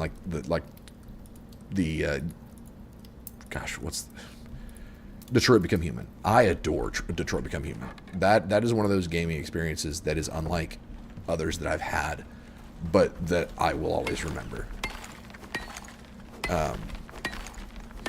And so like getting something like that out of Star Wars could be really neat, but at the same time, there is a level of gameplay that needs to happen with certain things. Like if we're watching an epic duel happening on a large bridge over an infinite chasm into nothing, it's like, wow, the emotion is really here, but God, I wish I was controlling this. You know, I wish that I was playing this game. I remember the menu lady talking to me. She freaked me out. No, it was when she, oh. Okay. But it was when you beat the game for the first time, I think she leaves. And that was like, oh gosh, what does that mean? Because there was some kind of mystery surrounding her. I think what it was is that they talk about some kind of android messiah or whatever in that. And I think the theory was that it was her or something. I don't remember. There was something about her. But not seeing her on the menu for the first time was like, oh, what happened? Well, I've been streaming for way longer than I thought I would, so I'm gonna call it here. But I hope you guys enjoyed this game. Like seriously, both of you, Kaylin and Monty, I've needed this. I've needed the opportunity to just hang out. December was hard. December was really, really hard because it's just a time where everybody's busy, everybody's doing their own thing, and I just feel like I lacked a lot of just community or casual hangout time that I normally would get. And so this has been very recharging for me, and I appreciate that. So thank you both for showing up. Seriously. And to everyone else who showed up, thank you. You probably, if you're new here, you probably got a lot more than you bargained for out of this stream. But I think we're planning on streaming this week. I don't know what the plan is. I do know Exoprimal Season 3 starts tomorrow, and it's a Monster Hunter crossover season. I miss you too, Kaylin. I'm really glad you showed up, and I really hope you're doing better, and that like with work you can find something you really like, and that you can get back to some sense of normalcy. But it's a Monster Hunter crossover season. I'm really excited about that. Gosh, Enshrouded comes out next week. Helldivers comes out like a week after that. things are going to start picking up, and hopefully that means more content will happen. I'm always here. I'm always wanting to stream. Things are just like, Jake's got his second kid on the way. I don't know if you knew that, Galen, but Lee Allison's pregnant again, and I don't know. It is a girl. This is all public knowledge. But I don't know when she's due. But Jake's balancing all that right now. Matt's been busy with work, and Jeremy is busy with work also, and also Van is growing up.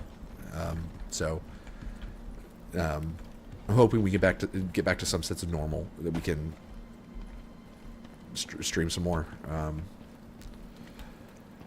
But we'll see. Life happens, but hopefully we can at least have some time to hang out sometime soon. We'll see. But thanks for tuning in. Keep in touch, Galen. Keep me posted on how everything's going, and how you're doing. And I will probably stream tomorrow or Friday. I'm gonna text the guys, see what the plan is. But hopefully we'll have something for you. Till then, have a great night. Have a great rest of your week till we talk again. See you next time.